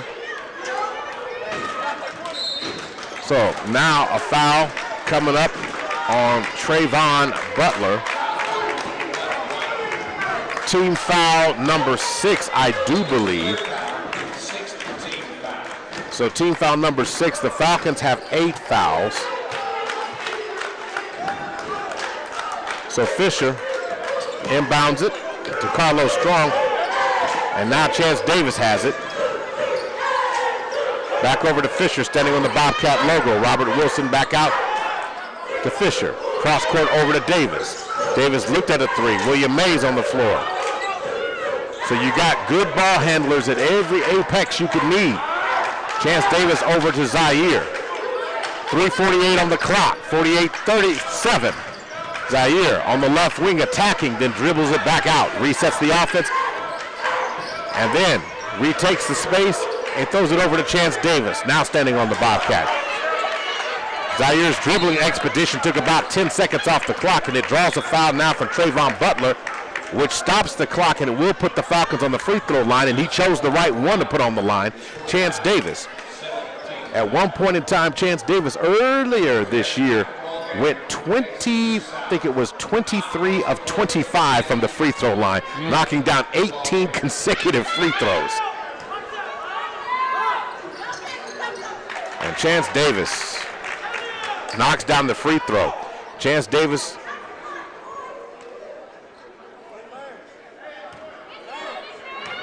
has 9 points. Can he make it 10? Get into double digits. In and out it goes. Robert Wilson tried to corral it, but the rebound ultimately goes to Star Spencer. So now, working it around, Robert has to be smart now. Kayleon Johnson on the right wing fires up a three-point shot. He won't be able to get it to fall. Zaire Fisher ends up with the rebound. Zaire gives it up to Chance. Chance comes across the timeline with 3:06 on the clock. Davis backing it up. They're pretty much manning it up now. So they're going to call a foul, an offensive foul. On Davis, yeah, with his elbow. Davis, elbow up, okay. So that foul, and a timeout is called right now on the floor. So it's a full timeout for the Bobcats. We'll take one here as well. You're listening to Millwood Falcon Basketball brought to you by Super Prep. We will be right back. KRMP, K221FQ, Oklahoma City. The all-new Heart and Soul 92.1. Oklahoma City. I'm Miles Perry, and I want you to station. So hey there. I'm calling Dick Tracy. I'm also a trial lawyer, and I've represented injured people here in Oklahoma for about 32 years. I've tried over 100 jury cases, premises liability, car wrecks, truck wrecks, wrongful death. If you've been injured, you need a lawyer that knows their way around the law. Call me at our law office, 405-378-3033. It's Buck. Now hey, let's sit back and listen, because music is life.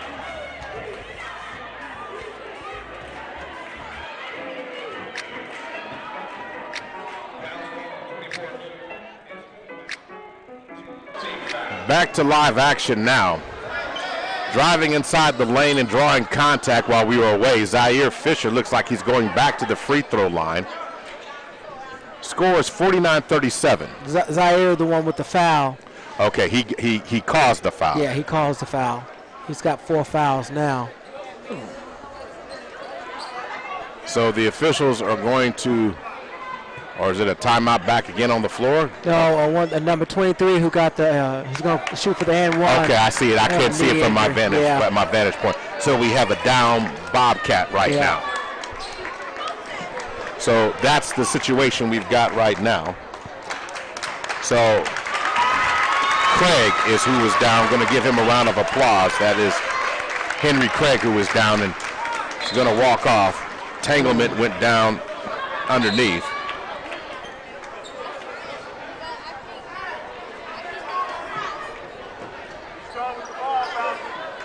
So, foul situation, 10 team fouls for the Falcons. So that's going to put, so 37-49 remains the score. Now going to the free throw line is Kari Owens.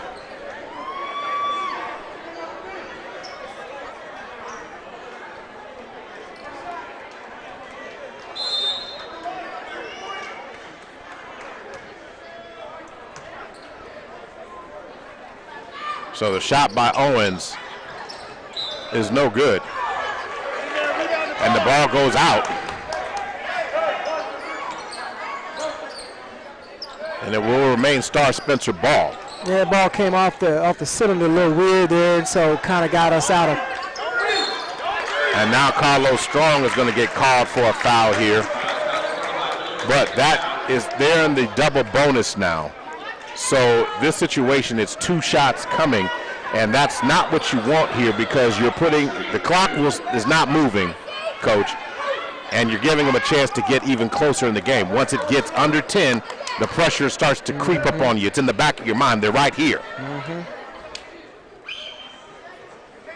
But the first free throw is no good by Miles Howell. So 49-39, 2:41 to go in the contest.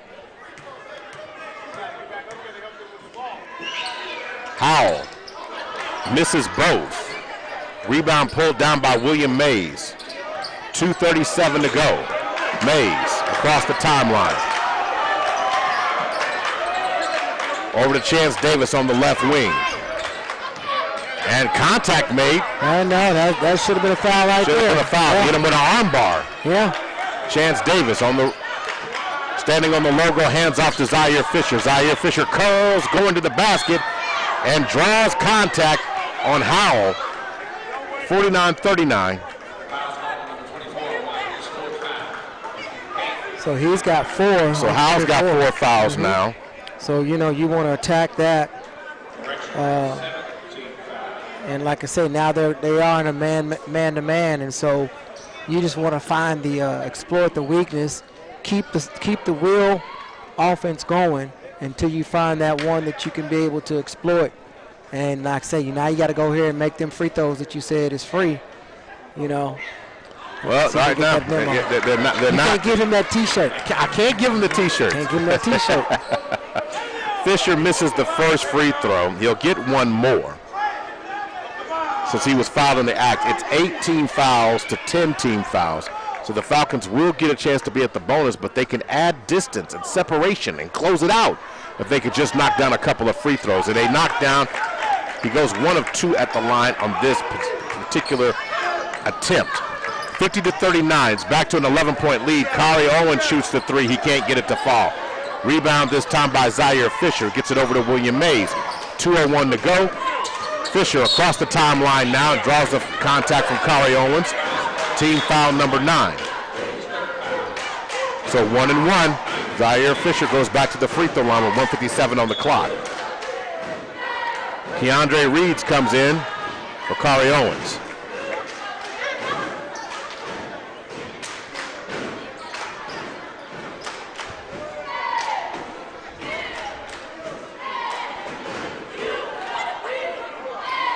So now Fisher.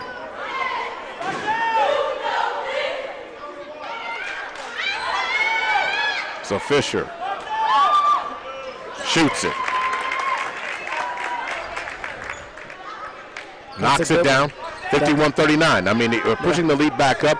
The only problem is the clock's not moving. Well, hopefully we gathered some fouls on some folks so as well, so they'll have to step back on aggressiveness, find out who that is, and make sure our person has the ball who's guarding him. So it's Fisher goes 1 of 2 again at the free throw line. The Bobcats pull it down. This time over to Howell, and Howell is fouled by Fisher going to the basket. Fisher just fouled out. And that will be foul number 5 for Fisher.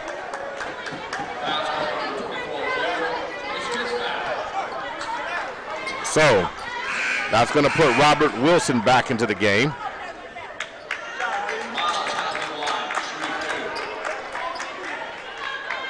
Yeah, that's what I mean, like I say, he can help with rebounds and everything, and so now it's going to be up to Chance Davis and well, see, now we know this. We know Mays and we know that Robert Wilson are right up against it. So you got to be smart here. Yeah. Howell knocks down free throw number 1. In other words, you can give up the 2 to stay on the floor at this point. You got to look at it differently if you only had a 5-point margin, because there is there's looking at the time factor in the game. Yeah. Howell misses the second free throw. William Mays pulls down the rebound. Carlos Strong has it now. Carlos goes to the basket, tries to drop the hammer. He can't get it to fall. Robert Wilson gets it back. Carlos Strong tried to drop the hammer, but Robert Wilson picked it up. So the officials are conversing here. So the foul is going to be called against Keandre Reeds. So now Carlos Strong's going to go to the free throw line for shooting 2. Carlos Strong's general free scoring stats tonight: 8 points, 1 assist, and 6 rebounds. Yeah, that's where you do a layup. But like I say, this game has no magnitude in terms of that, because now you go to the free throw line and you miss it. Again, 11-point game with 1:39 to go. Still plenty of time. Yeah, it is. For Star to make a run, but you got to put some distance on. And so far in this quarter, the Falcons are 1 of 5. Make that 1 of 6. As Carlos Strong misses another free throw. Now, Gabriel Butler fires up a 3. He can't get it to fall. Chased down. And now Kaleon Johnson has it, fires it back out to Trayvon. And that shot is sent. A block by Robert Wilson. Rebound was chased down on that one by William Mays. Reed finally arm bars William Mays, and he gets to go to the free throw line. I think that's 5 on 5, ain't it? Yeah, that's number. So he is fouled out of the game. Team foul number 11. Remember, fans, as we leave this evening, stay on your side of the court. Exit due south. So now going to work, Kari Owens. So coming out of the game is Keandre Reed.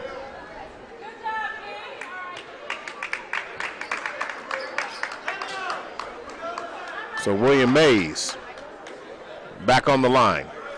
He hasn't been on the line since the first quarter. Hasn't. I mean, William Mays got his 3 points and has been quiet ever since. But again, a lot of time on the bench after picking up that fourth foul. Yeah. So Mays. And that's really tough because it gets you out of a rhythm when you sit for a long period of time and try to come back in the game and warm up again. So Mays, again, hopefully he can knock this down and make it a 12-point margin. 69 seconds left in this game. He misses that one. Rebound by the Bobcats. Steal from Carlos Strong. Get a ball away, Mays. So the ball's going to be a kick ball situation, and it will be back to the Falcons. Under a minute to go, an 11-point game right now.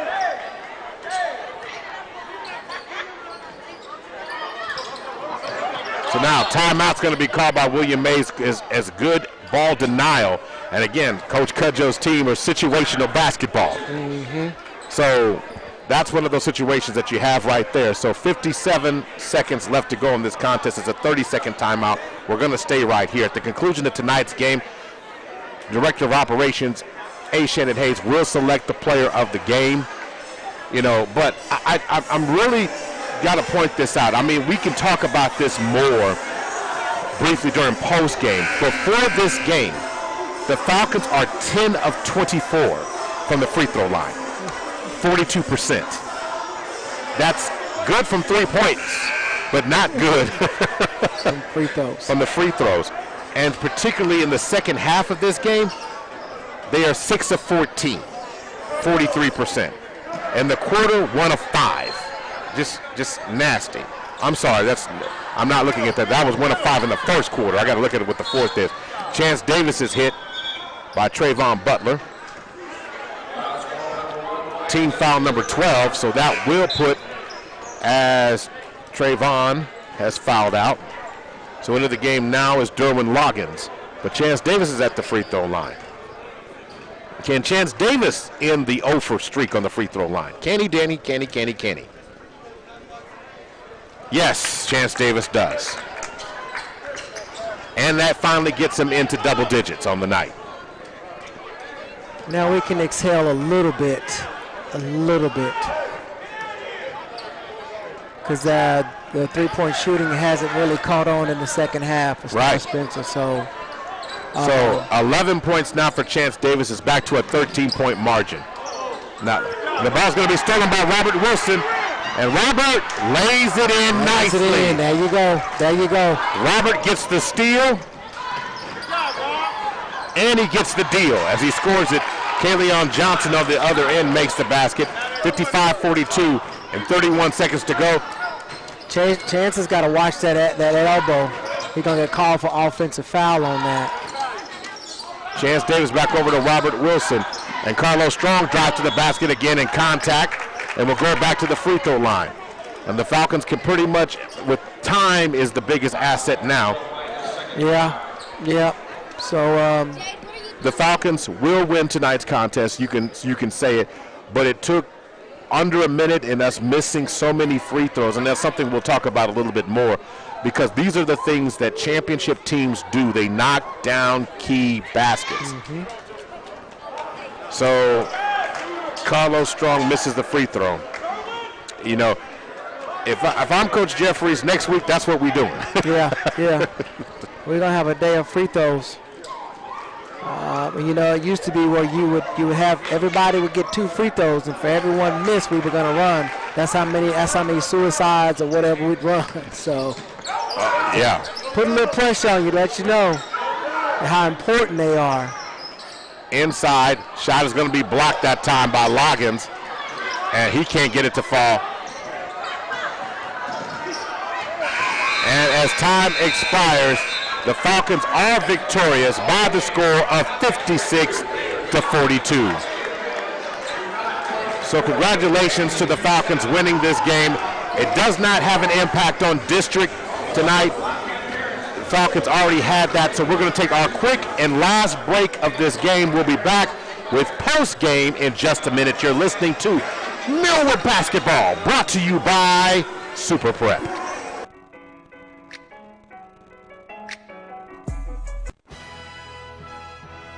Jesus Christ Superstar. The legendary rock album, reimagined for a new generation, live on stage.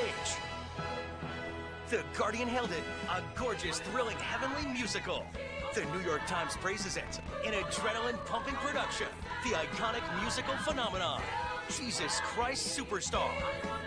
February 14th through the 19th. For tickets, visit OKCBroadway.com. All right, we are back. Welcome to the Falcon postgame. Maurice Prince and Director of Operations Aisha Hayes on the mics with you tonight. As four-star Spencer did tonight, 14 of 35, 40% on the night shooting in the game. 2 of 12 from 3, 17%. 42 points scored in the night's contest for them. They had 5 assists, 15 rebounds overall, and 4 steals as it's all said and done. For the Falcons tonight, though, the Falcons will finish the game with the following numbers. 19 of 41 for the game shooting, 46%. 5 of 19 from 3, 26%. But that free throw number is atrocious, 13 of 28. You get to the free throw line 28 times and you only knock down 46%. That's not championship caliber. You've got 9 assists. You finish with 33 rebounds, 5 blocks, 10 steals, and only 9 turnovers. So a great job from them overall tonight. Individual performances tonight, let's highlight Robert Wilson, 14 points, 5 assists overall in the game, 5 fouls, 2 blocks, 2 steals. William Mays finished the night with 3 points, 1 assist, 6 rebounds, and 3 turnovers on the night. We have also Christopher Clay, 8 points, 1 assist, 5 rebounds, 1 block, and 3 steals tonight. Chance Davis came off the bench with 11 points, 3 assists. He also had 1 defensive rebound in the contest. Zaire Fisher, 11 points, 3 assists, 7 rebounds, 3 steals in the contest tonight for Zaire Fisher.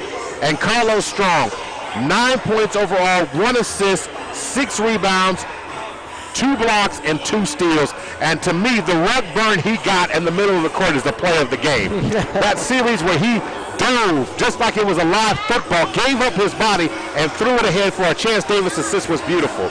So the Falcons outscored them 14-10, or were outscored in the fourth by Star Spencer 14-10, but the Falcons were able to outlast the Bobcats and win on Blackout Cancer Night tonight here at Star Spencer. Your biggest takeaway from the game before we get to the player of the game? Well, you know, big takeaway from literally both games is that nobody got hurt. And like I say, we're able to kind of get into playoffs, get a few days off before we go into district play next Saturday. It was good to see the balance without a few stars out. You know, I mean, like I say, Chance Davis, I didn't think he was playing the whole entire game. He comes in the second quarter. The freshman, you know, he coming up and starting and getting some good sneaky 8 points. I didn't know he had that many points.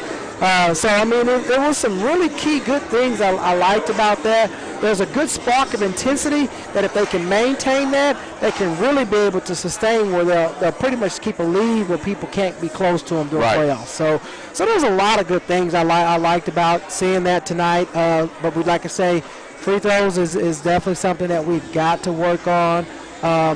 Get those in the 80s, and you know what I mean, and we're talking, and I think that's probably the only thing to clean up. That's what you need to do going into next week's game. You got through it healthy, but the Falcons need to hit the gear. So both girls and boys win tonight, which is good news. So they both enter into playoffs on winning streaks. And to me, your identity is based on the last game you played, because you are what your last game that you played. So as we wrap it up tonight, the Falcons will be in action next Saturday. They'll be in district championship game will be against, I think it's Harding Harding Fine Arts. Harding Fine Arts, and that game will be played at Crossing Christian. Off Portland. So if you're going to Quail Springs Mall, it's like you're going back on the Hefner Parkway, off to the right-hand side of the road if you're going, of course, westbound. But they will play. So you will have that game live and streamed next Saturday. Pregame will start at 5:50. The game will start at 6 because JV will not be there, so it's all business from here on out, folks. So the game will tip off at 6, and the Falcon Faithful are asking you to come out and join and support the team. So we're going to wrap things up before your player of the game will be? Robert Wilson. Robert Wilson is the player of the game tonight. So Robert Wilson is the player of the game for the boys. Girls is Brandy Harrod. So we're going to go ahead and wrap it up tonight. I want to thank everybody for tuning in. Our studio host, DJ Stevie D, holding it down for us on air. I want to thank our on-site producer, Bryce Sean, and also our cameraman, Mr. Don, on the camera tonight. So we're going to wrap it up. Guys, we'll hear from you next Saturday. You've been listening to Millwood Basketball, brought to you by Super Prep. Good night.